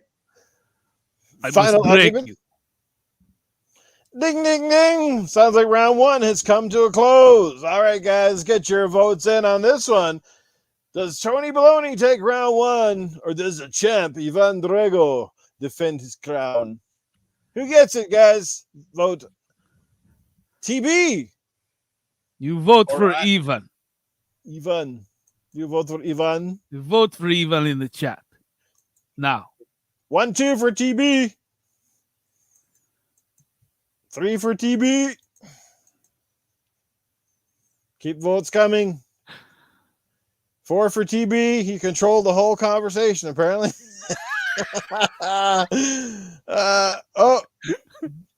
We got one for Drago. He gets it for not kicking a puppy. That's cool. Apparently, Tom Brady got one. Yeah. I don't know where the fuck he was. Difference, you're a scumbag. Stop putting your whole fucking name in capitals, and it's way too long of a fucking name. And who puts 2 N's in splendiferous? Guess it's very splendid. All right, I think it's safe. Yeah. Go ahead, sorry. No, I was gonna say every time I try to write his name into the chat, I only put in 1 N, and then I realize it's not the same guy. Unfucking believable. Why don't you and Mike Mullis get together? Maybe you guys can come up with an acronym or something. There you go. I give it round one. Why don't you start round 2? Why don't you try and hurt me this time? Oh, okay. All right, guys, here we go. Round number 2. Ring the bell. Ding, ding, ding, ding, ding. Let's go, TB. Okay, well, judging from round 1, as I could see with the kind of personality that I'm dealing with, it's like I look at you and I'm like, you're basically like Schwarzenegger with 1 brain cell that's already been damaged. It's unbelievable. You know what? Actually, speaking of which, this seems like when I see you talking or even just standing there, just staring at me with your dull cow eyes, I could say it seems like a competition between you and early 80s Schwarzenegger as to who could struggle more with a complete fucking sentence. Yeah. No wonder you're always pissed off. Your wife looks like a lesbian version of Goza from Ghostbusters.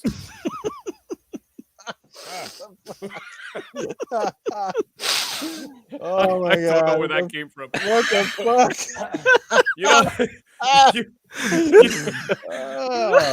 You look like a fucking Ken doll that injects steroids in between your toes so that it doesn't show up when they ship you off to the factory. Okay, do you have a response to this, Mr. Ivan Drago? Oh, please say something. Of course I got the response, Mag. You will lose. Fantastic response. And you know what? Guess what? I don't even have to look at the chat to know that this is the second time in your career that you got the shit beaten out of you by an Italian half your fucking size. Oh, well said. TB on fire tonight. Fuck, yeah, drop the pipe. Holy fuck, 2 rounds. I don't drop mics. I drop pipes and I drop fools. Who wins that round? I think we can say we'll call it in round 2. Who wins that round? TB or Ivan Drago? Who wins that one? Oh, Tony has it. Yeah, Kylo's saying Tony. Mic drop for Tony. Look at that. Tony getting ready to call this one. Look at that. He's done. He's almost at her. He is stripping. TV coming out here. Looks like there won't even be a third. What, is he gonna put on a Superman shirt? What the fuck's going on? Oh, They're all spelling my name. It's TD Drago with a D. He's got an Ernie shirt on. What the hell does That's right. it say? Schwarzenegger's in the house. What does it say? I can't even read it. Get to the chopper. Get in the chopper. Let's go around. Let's do round 3 just because we want to see him embarrass himself. I want to see if Drago can come back with a knockout blow here. Let's do it. Round number 3. Oh, fuck. What? Round number 3? Are you fucking kidding? We'll call it after round 2. It looks like Tony's worked up a sweat. How about that? I had one more I could hit you with. I just thought of it. You're like Michael Myers and Jason Voorhees, just with less personality. Oh shit. Oh man, this is awesome. That was a great Drago's Corner to coming back after such a long hiatus. That was great shit, guys. Good stuff. And by the way, just so anybody knows, this does take a lot out of me. Even like 5 minutes to do it. You know how many people are like, you should stream doing that? I'm like, I would literally die if I did that for more than 10 minutes. Did you guys ever watch did you ever watch the time I did the podcast or whatever I did? It's the whole, like I did the fucking whole thing as Arnold. It must have been about 40 minutes. My fucking voice was almost gone. I was like, man, dude, I can't do it that long. That's crazy. Dude, my fucking head will pop off if I kept going at that intensity. You can't do it. Oh, Toolman says 3-way battle. Ooh. Arnold, Tony, and Titan. Oh, there you go. I like the sound of that. That's a good one for the next time around. Yeah. You know, that might be something that we could do as maybe like next week for like a end of the year kind of fucking celebration or something. I'm down. Let's do it. Yeah. 3-way battle. So is it going to be Arnie, Tony, and Titan then? Hey, we should add one more to the mix because you guys probably don't know this yet. But guess who our guest is going to be on next week's show? Oh, for fuck's sake, yeah. A man who has certainly been lighting up our chat week after week, likes to throw Tony Baloney and Mag off the game with some crazy antics. The wise old gamer. He's going to be our guest next week. So maybe he wants to jump in on the action. Something tells me if he can talk as good a game as he can type, we're in for a real treat. So there you go. Find out. Grade them papers, wise old gamer. That's right. Find out. We're going to find out next week, guys. That's our guest. That's the week. You know how they say it. People talk tough behind those keyboards, but let me see you in the streets. Yes, it's going to be good. Or Arnold versus Tafas versus Cletus. Oh my God, that'll be a toughie. Jesus. Let's not fucking break Noof's head over here, man. You guys trying to kill us? Like, these are hard to do, man. It's hard just to do a corner versus one other person. I couldn't imagine. Yeah, 3 of them. And then have to be creative with every answer. My God. Holy shit. Yeah, that's the toughest part. It's not only just like the physical part of it, like, projecting the voice, doing whatever, like yelling and all that, and then being animated. It's also trying to come up with something witty, like right off the cuff. Like it's like just picking up keywords and what people say and questions and shit. It's fucking tough, man. Right? Improv is the hardest comedy. Improv is fucking hard, man. It's amazing. And only some of the best comedians out there have been relatively successful doing it. It's so easy to choke when you do improv because, again, you got to think on the fly. And, yeah. So you got to keep it straight. Like I cracked there when I... the lesbian gozer thing. Fucking, I don't know why I thought of that. I don't know why. That was funny though. It fucking got me, and like I couldn't stop. Oh my God! Now that you put that image in my head, I can totally fucking see it too. That's the crazy part. The fucking spiky hair and stuff. Yeah, she's got the short spiky hair, just like fucking, just like Ghostbusters. Although her voice kind of sounds like a female Safo Sam, doesn't it? Yeah. I am Goza. Yeah, exactly.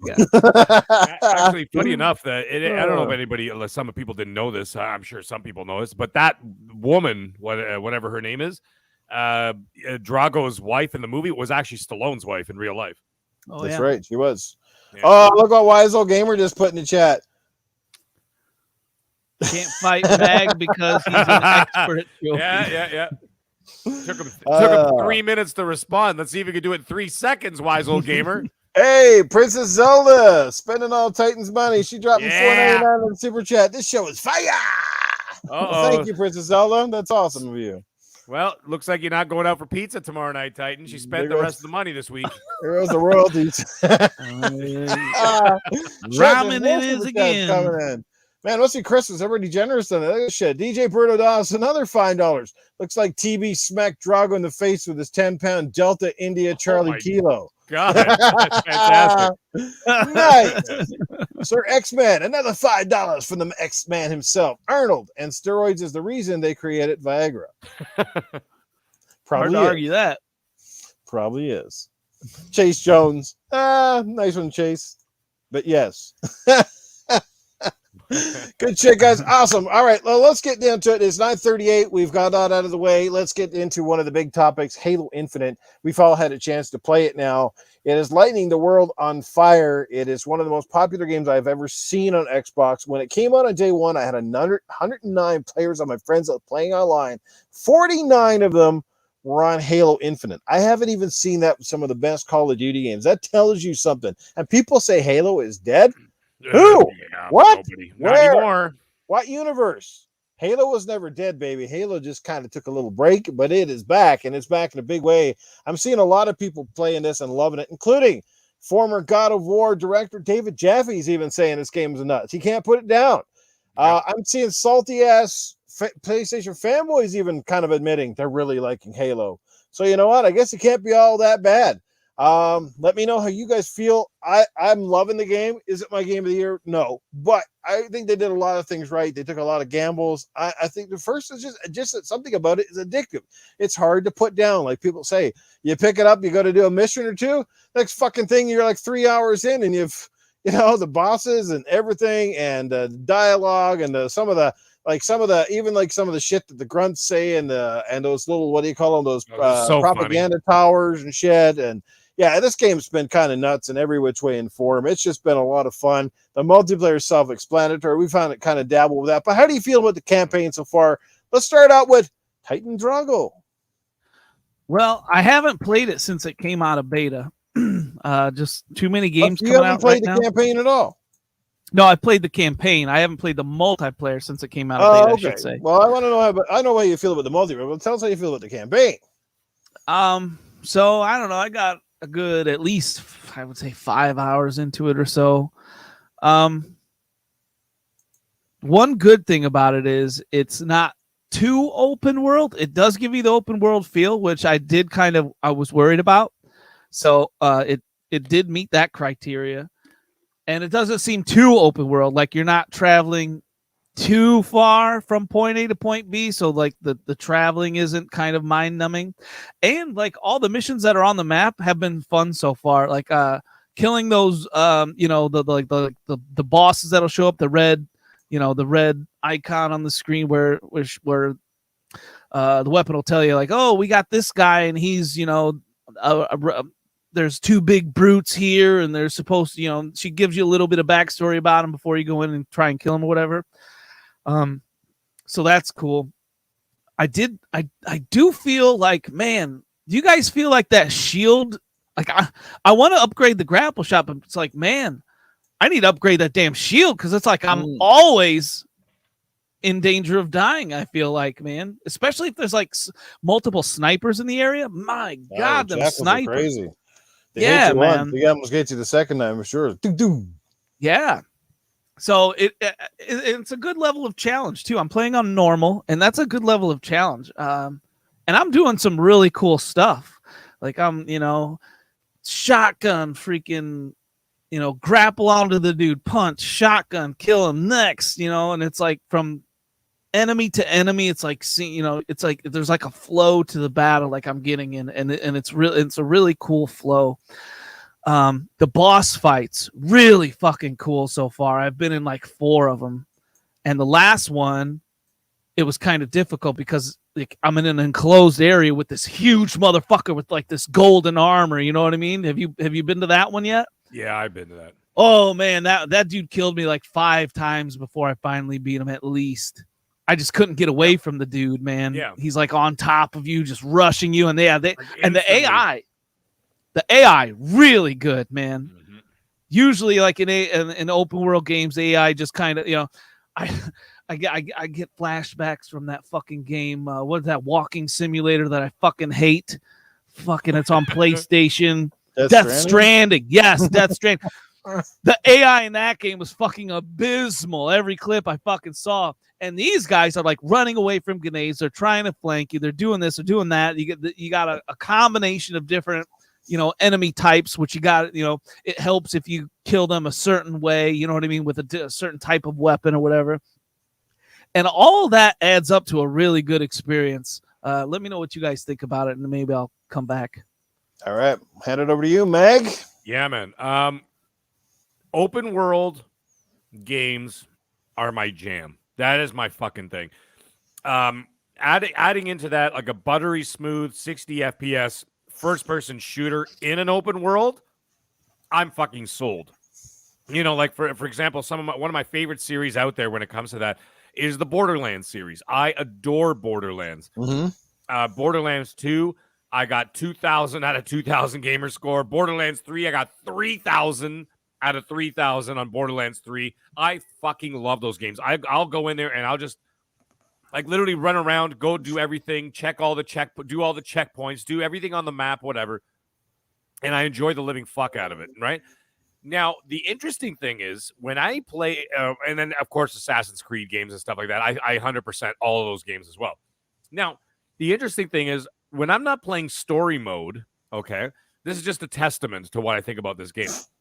When I'm playing story mode, I'm obviously listening to the story, right? I got the game sound on, I got to do everything else. New, if you got a real hairy pussy, maybe you should turn that camera off. He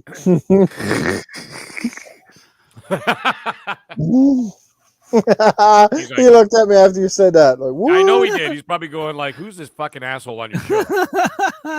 Hello, this is Cheeto. Say hello, Cheeto. Thank you, Strange. He's 7 months now. Say hello, Cheeto. All right, here you go. Don't make me get my bald pussy and bring it on the show. He's walking around. What the fuck is your problem, Titan? He's so adorable. Anyways, his big ears. Anyways, I got something bald that you can look at. Yeah, shave it. Yeah, I've seen it. I've seen it in your green fucking tub. Oh fuck. Yeah, awful. Zelda, I don't know how the fuck you live with it. Anyways, that's besides the point. Right. Okay. So what I do is when I'm doing the story, as dread. When I'm doing the story, I listen to the game. Right. Obviously, I want to hear the story. I want to experience it. Whatever. But when I'm doing open worlds and like, let's say I'm in like a post game or I finish the campaign or whatever, and I'm now mopping up the map and all that kind of shit, I usually have the sound off, and in the background, I'll listen to like a podcast or something. Right. I'll listen to NLG. I'll listen to whatever. I'll listen to Colt Eastwood or Boomstick or whatever. And Dealer and all that kind of stuff. And I'll listen to those podcasts while I'm playing and mopping up mopping up the map. This game, I have not turned my headphones off for 1 second, even while mopping up the map. I want to hear and experience every single little nuance of this game because I'm enjoying the living fuck out of it. It is so much fun. It is so detailed, just like you were saying about like the like even the grunts walking around just saying random shit, and they're like, "Where's he hiding? He must be a coward," like stuff like that, and like I am hiding, like letting my trying to regen my shield or whatever, right? And it's really clever, and of course, and I'm actually enjoying the audio logs too. That's another thing. Yeah, like the Banished audio logs are fantastic. And even the, the propaganda towers you mentioned, great. Anyways, that's for the game itself. So smooth, so fun. The combat is amazing. The sound is incredible. I really like what you could do, like when you upgrade your, your gadgets and weapons, like the grapple. I fully upgraded my grapple first. And the reason why I did that is because I wanted to be able to get up to like high buildings and shit, right? Because you can grapple up like a quarter and it'll launch you up a bit. And then it recharges fast enough that you can get another 20, 30 feet up. So you can continuously sort of very slowly but steadily climb up the side of a huge mountain or, the side of a building and get to the roof. And there's all kinds of collectibles and shit. So, but the other cool thing is that it has that shock ability. So like when you get some of those big guys, so like Titan mentioned it, you're talking about flow of a game. Yeah. The flow is fucking great. Like I'll turn around, I got my assault rifle, bam, bam, bam, bam, take out another guy, flip to the next gun, and I got a Ravager, you know, that sort of like hand cannon thing. And I fucking take like I shoot one of those big dudes, the brutes, and it knocks, if I get a good headshot off, it knocks his helmet right off his fucking head. Yeah, I like that. And you see the helmet come off, and then I'll just grapple him instead of reloading. Yeah. I'll grapple him, shock his ass, bam, and then I'll elbow him right in the fucking mouth and dead. Yeah. And I'm just like, and then pick up a power core, throw it at another 3 guys, and on and on and on. And you're just like, this is fucking really. It lets you get creative with the ways you take out enemies. It's not just run down a quarter and shoot, right? Like this game really encourages that, and to use all of your different abilities. Like you will obviously rely on some more than others, but they're all very valid and they're all very useful in different situations. And that's the thing. It's not like you just get them and it's kind of like an afterthought. Like I'll tell you, like that threat sensor, for example, comes in damn handy. I don't know if you notice this, but in older Halo games, when the Supreme Elites were cloaked, you could always generally see you could see the energy swords. And that was kind of a dead giveaway. You'd see an invisible thing, but you'd see the sword, right? Yeah. In this fucking game, you don't see them. They turn that shit on at the last second, just when you're approaching them. It's like, and then all of a sudden they come out of the fucking blue, and you're like, whoa! But you got to throw that thing. You put it down. What is that? That sensor thing? The threat sensor, and then you see the outline, and it's like, holy shit, right? But that's what I mean. Great. Like that's why they have that stuff now. It's so cool. Yeah, well, they did a magnificent job with that, and I love the open world. I get upset. Like I get obsessed with open worlds where I'm just like, okay, I need to clean out this entire section before I move to the next section, right? Yeah. And I'm having so much fucking fun with the game that I just can't stop. You know, and I talked about it last night on Boom Show and when we did primetime gaming last night, and we were talking about it, and I'm just like, guys, do you guys feel this? And you guys hear this? And I'm sure people in the chat are going to think the same thing. The one constant that I keep hearing from people is I love this Halo so much that even when I'm not playing it, I'm thinking about it. Correct. And I've heard that so many times from so many people that they say the same thing. They're like, when I'm not playing it, I'm thinking about it. It's that fucking good. And truth be told, I've always enjoyed Halo, but I was never like, jizzing my fucking pants over Halo like some people, like fucking Axel, like he knows like every goddamn thing. And he goes, oh, that's the Pelican from year 2375. I'm like, how the fuck do you know this? Like, how do you know this? And he's like, I read all 176 books. And I'm like, how? But anyways, but like some people are really, really into it. I'm not. This game grabbed me by the balls, took my balls right off, and they said, these belong to me now. And they do, because I have not played a single other game in a month since that goddamn beta came out for the multiplayer. And now the campaign. All these other games are literally just staring at me going, come on, man. Don't you want to play with me?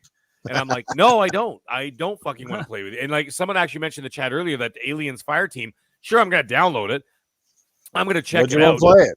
But I'm probably not going to fucking play it. I'm just going to go right. Far Cry 6 has been staring at me. And that's a great fucking game, by the way. It's a really good game. I'm only about 20 hours in, maybe 25 hours into that game. And I fucking love it. Because it's exactly the same thing, right? The same idea. That open world first person shooter. That's I love that shit. I have not touched that fucking game in like 6 weeks at all. Yeah. So like I've decided I'm just going to put it on hold and then I'm going to play it in January. I heard because of this game, some people haven't touched their wives or themselves. Well, let's not get fucking ridiculous. I'm not taking Master Chief to fucking bed with me, okay? But either way, the point is, long story longer. No, that's Mistress Queef. Yeah. Oh God, Jesus, fuck. Come on, man. I already turned the camera off. But anyways, long story longer, this game is fucking nothing short of magnificent. And obviously, chat, you guys realize we are dancing around spoilers. We're not going to talk about it. I never finished the game either. I'm not even close. I'm only at like 45% completed the campaign, so I'm not very far. I haven't even checked my percentage yet. Some of the bosses in this game too, they're no fucking joke. Let me tell you. That's all. That one that Titan was talking about, he was a pain in the fucking ass until you figure out how to do it. Yeah. I use the grapple for a lot of that to get away from this fucking guy and like that Oh, yeah. dodge. What that thrust dodge? The thing? hammer man. Yeah. I'll Yeah, tell you like- what, one thing I do need to find is more of those lockers that give you the Spartan upgrades, though. Right. I've only found 2 of them so far. So I've had 2 upgrades. I've upgraded my grapple shot once and my shield once. And my next I found 3. So I've got 1, but it takes 2 to upgrade, at Yeah. level 2. So Fuck, I found a ton. Jesus Christ. I've found fucking 3. So I don't know. I'm almost. But got I all my do shit kind of whip upgraded, through the story though, like I do in Right. open world, tend to do in open world games. But I do like those fighting those dudes in the open world as well. Oh, it's great. Oh man, I'll tell you what though, you get on a freaking ghost. Oh Mhm. boy, if it weren't for ghosts, I might still be fighting some of those dudes out in the open. Yeah. Before they Absolutely. You get got to use lost, vehicles to your advantage in this game, big Yeah. time. before they get lost, Yeah, I'm there's gonna get like the super chats. 4 of them at least. Yeah, first one coming in from Sir X-Man. He drops $2 again in the super chat. Sir X-Man, you were on some kind of fire tonight. If they're not on Halo, they're on Forza Horizon 5, talking True about story. the people online. Then the wise old gamer comes in with $5 in the super chat, says it's because of this panel that women learned how to swallow. Wow. Then Fucking the guys are metalhead comes in with $5 and says Halo has great rocks. It does. It does have That great was- rocks. That one's for you, Titan Titan. gives it a 10 out of 10 for rocks. Bad Yes. trees though, bad trees. Trees take. And away. then we have another one coming in from our good friend, the Doctor, who is finally back in the chat. We hope you're feeling better, the Doctor. He says, Meg, I'm still keeping my distance from my girl. Love those Hellblade graphics. Think the Hellblade girl would be interested in ass play with me? She might because she's completely mentally deranged. So it's a possibility that she might just tell her that like your ass is like the portal to like the dimension to heaven or something. She might go there. You never know. Yeah. Well, Might actually work. we heard secretly that a big giant boss on the fucking beach, he would let you do it. You could probably crawl right up his ass and sniff his kidneys.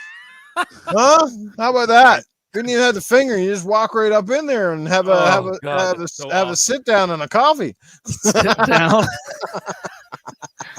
Oh, I have a quick Ah. question, by the way, unrelated to Noof's disgusting topic that he was just talking about there. Hey, grab a flaming spear while you're at it. Oh my God, that was awesome. He farts. Here's the thing. I have a question about my understanding is that you can't go back and play missions in the campaign, right? Like once you've done the mission, like you'd have to actually like replay the game over. And then when you play the game over after you're done, nothing carries over.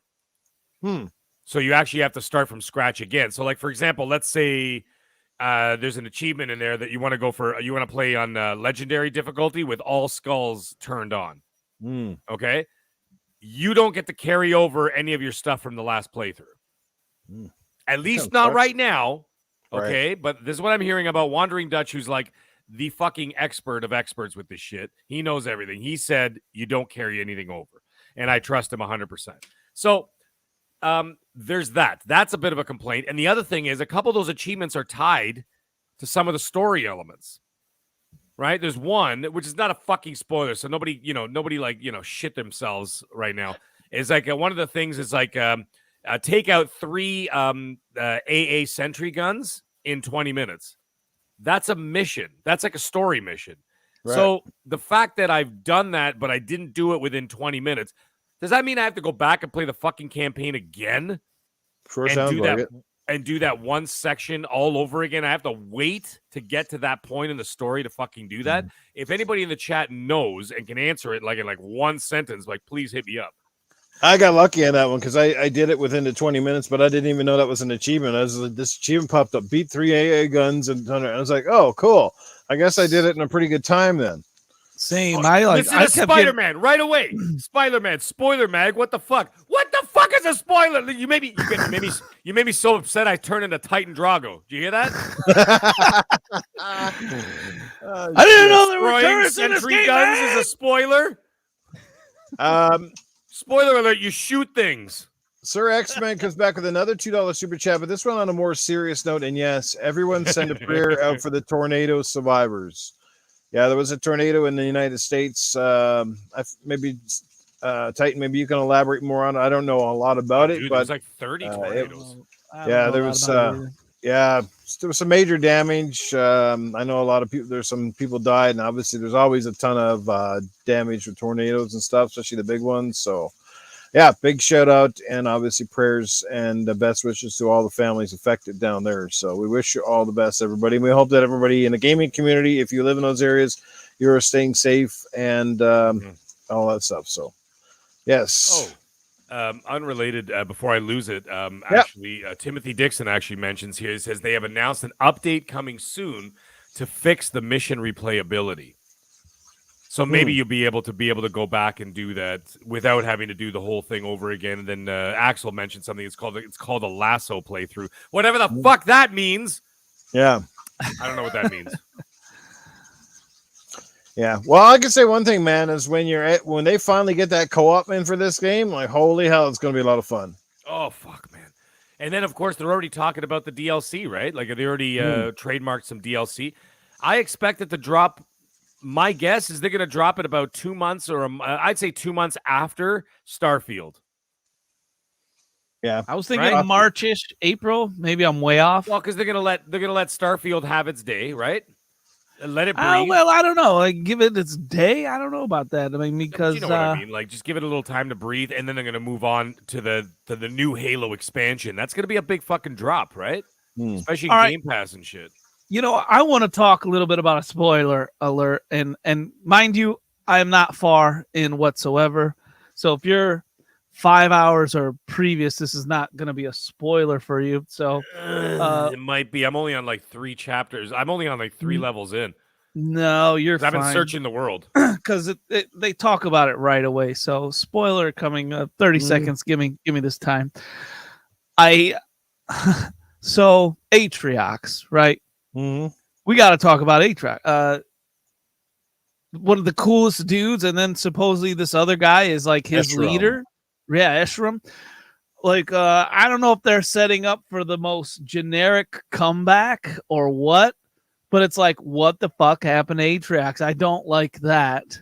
That is one definite gripe I have about the story. We've got this villain that we all love. Like, hands down, everyone fucking loves Atriox, right? Halo World. Axel, I know you're fucking farther in the game than me, so shut the fuck up. Actually, the whole thing with Atriox, they literally talk about it in the first 5 minutes. So unless you haven't turned the fucking game on, you would know exactly what we're talking about. Yeah, exactly. So I was kind of let down by that. What do you guys think about that? No, I'm not let down because I don't know how the story's going to play out. True. You know what I'm saying? Like to me, that's like judging a series based on the first episode. Like I'm not. No, let me see how the show ends, and I'll take it from there. From what they show us, based off this game, he basically beats the shit out of you, throws you off into the abyss. It's very Infinity War, isn't it? Like it's very much how Thanos just like beat the fuck out of the Hulk and just like, you know what I mean? It had that kind of vibe to it, you know? Like, like, oh my God, no one's ever seen the Chief get the shit kicked out of him before. I mean, not that badly anyway. Anyways, yeah. It's interesting. I mean, we'll see how it plays out when the start. Like, maybe we'll probably revisit this in like a month. Yeah. When everybody's fully done, because I'm in no rush to complete the story. Yeah. Like I told you, I go through and I fucking destroy all the side missions and all the other stuff and whatever, and I clean up the map, and then I go to do the story, right? So, anyways. Well, I personally, I thoroughly enjoy the game. Like, I definitely think it's good. Certainly not my game of the year. And I'm probably one of the only people rowing this boat, which is very familiar for me, but I still think I prefer the more linear-based Halo campaigns over this sort of open world. But I will give it this. I'm not a big fan of open world anything, really, and I've said this on many podcasts. I find those games very distracting. For me personally, and the only games that I've really liked that were similar, I guess you could say, is I like Grand Theft Auto 5, I like Red Dead Redemption 2, and Ghost of Tsushima was the last one I played that sort of had that thing where I just couldn't put it down, where I just wanted to keep playing. This is right up there with that, so that's a testament to me. If I can play this game as much as I have, I like what they're doing. They're doing something right here. And I think, Maggie, kind of just summed up a lot of the way I feel. It's just the variety of the combat. The fact you aren't never really stuck doing the one same thing over and over again. like I said, you got the great boss fights. You got some, like I said, there's a lot of lingo and there's a lot of stuff going on within the game itself, and it just feels fresh. The grappling hook definitely takes sort of the monotony out. The fact that you can pretty much drive a vehicle, like in the other Halo games, there was always a little segment where you had a vehicle. This game, you can pretty much drive vehicles anywhere. You're either driving a mongoose or a gun goose or, the warthog with the guns and so on and so forth, or even hijacking the planes. I mean, like I see, you've seen a million videos, and I've done it already. Get the grapple hook, hijack the ghost, then go down and lay waste to everybody, and it's just so much variety in this game. The way you can tackle it, I think that's the fun part. It just keeps the game moving in a sense. And while the world is a little bit, overall, it would have been nice to see a little bit more variety, perhaps. And there are some stuff too that reminds you of the old Halo games. Like when you do go inside a certain base or whatnot, it feels very familiar. You get inside of these alien style bases, and that sort of thing is really cool. So I'm totally enjoying the game. I applaud what 343 and them done. I don't know if overall this is the complete vision that they had for the game. I still can't help but feel like perhaps this game could have used another year or two ultimately. And from a graphical standpoint, it's come a long ways. I still don't think it's quite the Halo I expected from that standpoint. It's good looking game. Don't get me wrong. It's the engine, good, man. Like don't compare it to the UE5. UE5's been how many times revamped over. Even to me, I don't know. Maybe I got mustard in my eyes, but like to me, I think Halo 5 looked more impressive to me personally. Yeah, and I think maybe I'm wrong. Maybe I'm wrong, but I think Halo 5 looked better. If I excuse me, but if we go compare photo for photo, I don't know, it just seemed like that one was in many. There's a lot of impressive things about this game too, but Halo 5 overall to me still seemed like it was a bit of a better looking game, and I could be wrong on that, as I said. But I think you're right. It had more of a sheen to it, right?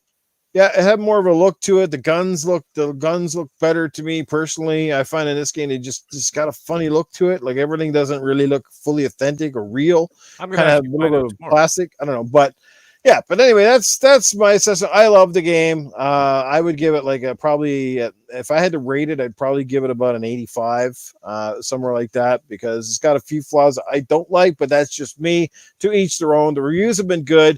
Fans are loving it, and at the end of the day, that is the most important part. Ratings aside, all the rest of the bullshit aside, the console were crap. They're loving Halo again. They're having fun again, big time. Like when you got old school Halo fans say this is the best campaign they played probably ever, or certainly the best since number 2 or 3, that's a pretty big testament. And that's what they were going for, is to combine a little bit of new with a little bit of the old and sort of please new fans and old fans alike. And I think for the most part, they have done that. The multiplayer has been a hit. So kudos to 343. Kudos for Microsoft finishing the year strong. And the scary part is Halo's only going to get better. This game will get updated and added to over the course of the next, while, certainly in the next couple of years. So I look forward to seeing where Halo Infinite, where it is today, but where it's also going to take us in the next couple of years. So great job. I'll land off on that. Excellent. Anybody else have any final thoughts? Titan saying a 9, gives it a 9. Lupa gives it a 9.5 in the chat. I'm giving it a 9.5.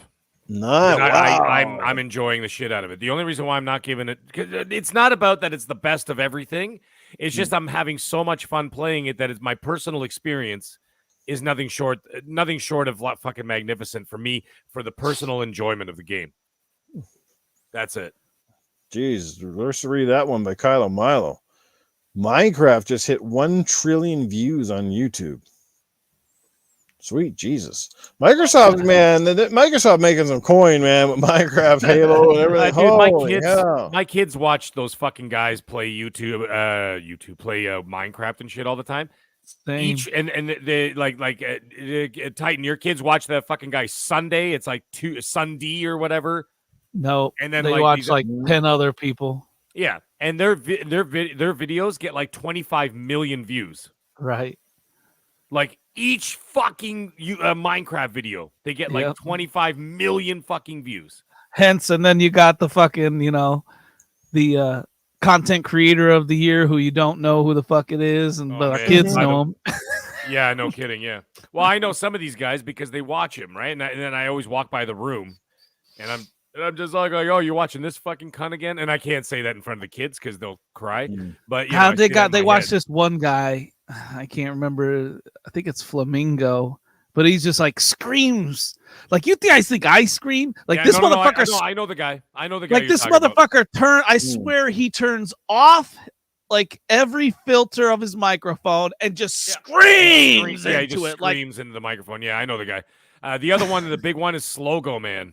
Slogo, that's the one my kids watch too. Slogo fucking plays Minecraft with his friends.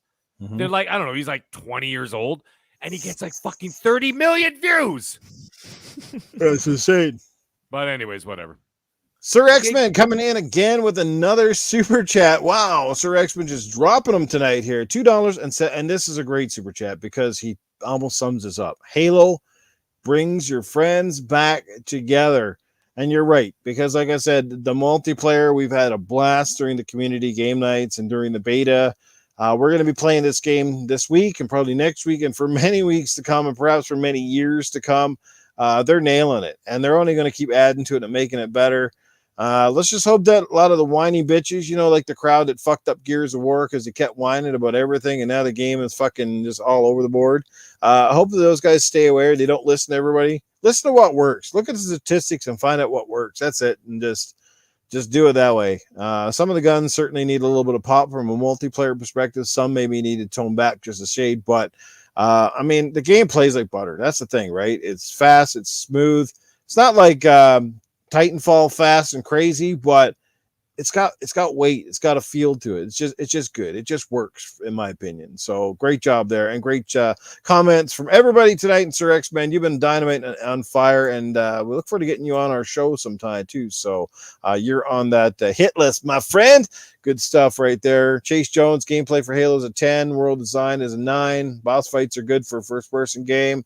Yeah, so he says the part of it was spending too long probably optimizing the engine, and he might be right there. I definitely think, you know, it was in development for a long time, but I don't think it was like actually being developed for a long time. I think it was a large part of that was getting the engine and going through different staff.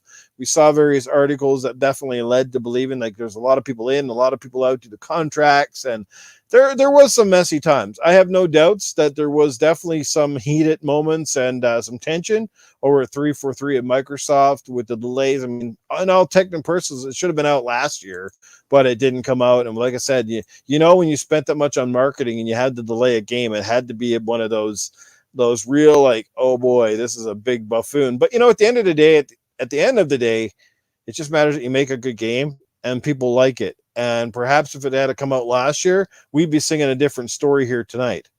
But the fact that they waited and they improved a lot of things in 1 year is a good long time to fix certain bugs or certain aspects of the game. We know they still got a long way to go. Co-op's not there. They already said there's certain modes or certain things that aren't there, but they're coming. So be patient. We will get there, and it's going to be awesome. They got SWAT and a few more modes, I think, coming out here in a couple of days. So it's okay. We will get there. But good job so far. That's all I'm going to say. Any last words before we close the show, guys?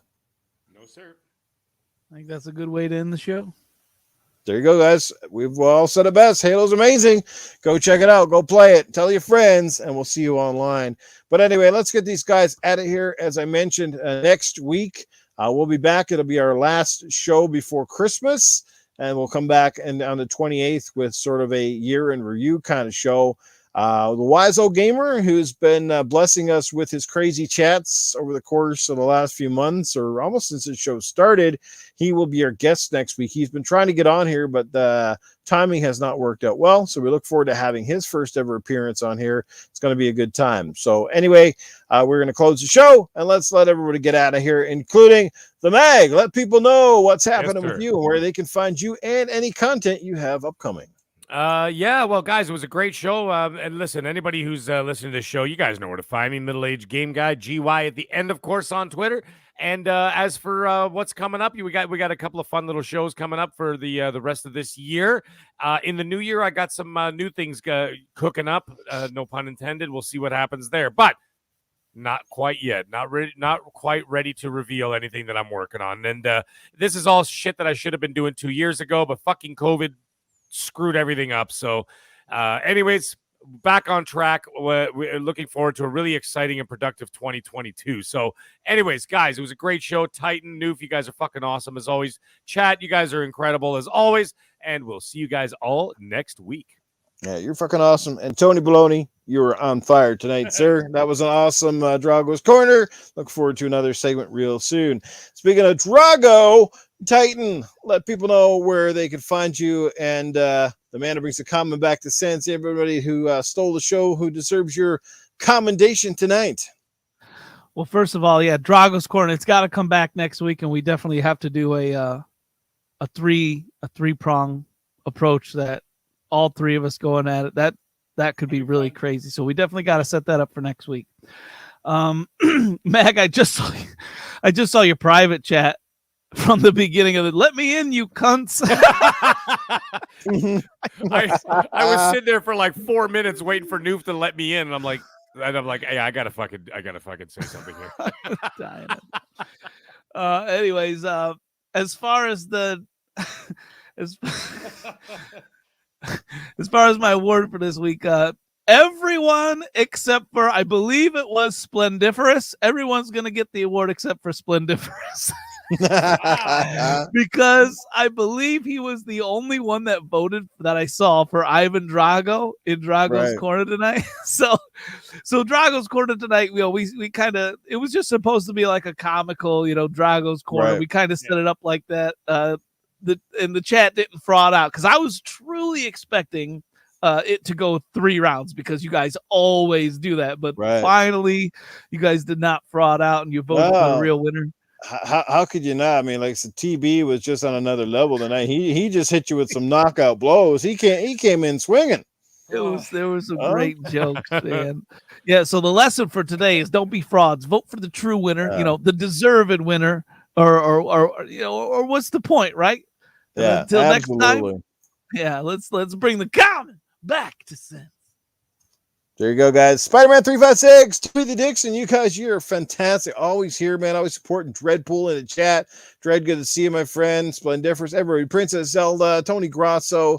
The list goes on. Joe Dunmore. All you guys are fantastic. Thank you so much for your love and support. We appreciate all of you.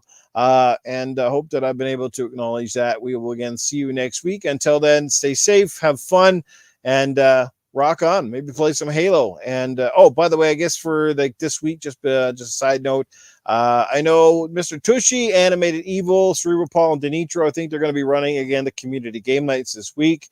Make sure you follow those guys on Twitter. If you want to play in those game nights, they're awesome. They got some good ones up for the week, including on Friday night. They're going to be playing that game Among Us, which I hear is really good and a lot of fun to play.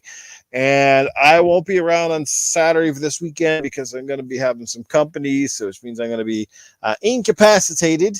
So yeah, so there you have it, guys. But we'll be back again soon, and I'll be back with more community game nights. Until then, again, I say adieu to my fantastic panel and to all you guys in the chat. You rock. Have a great night, everybody. Catch you next week.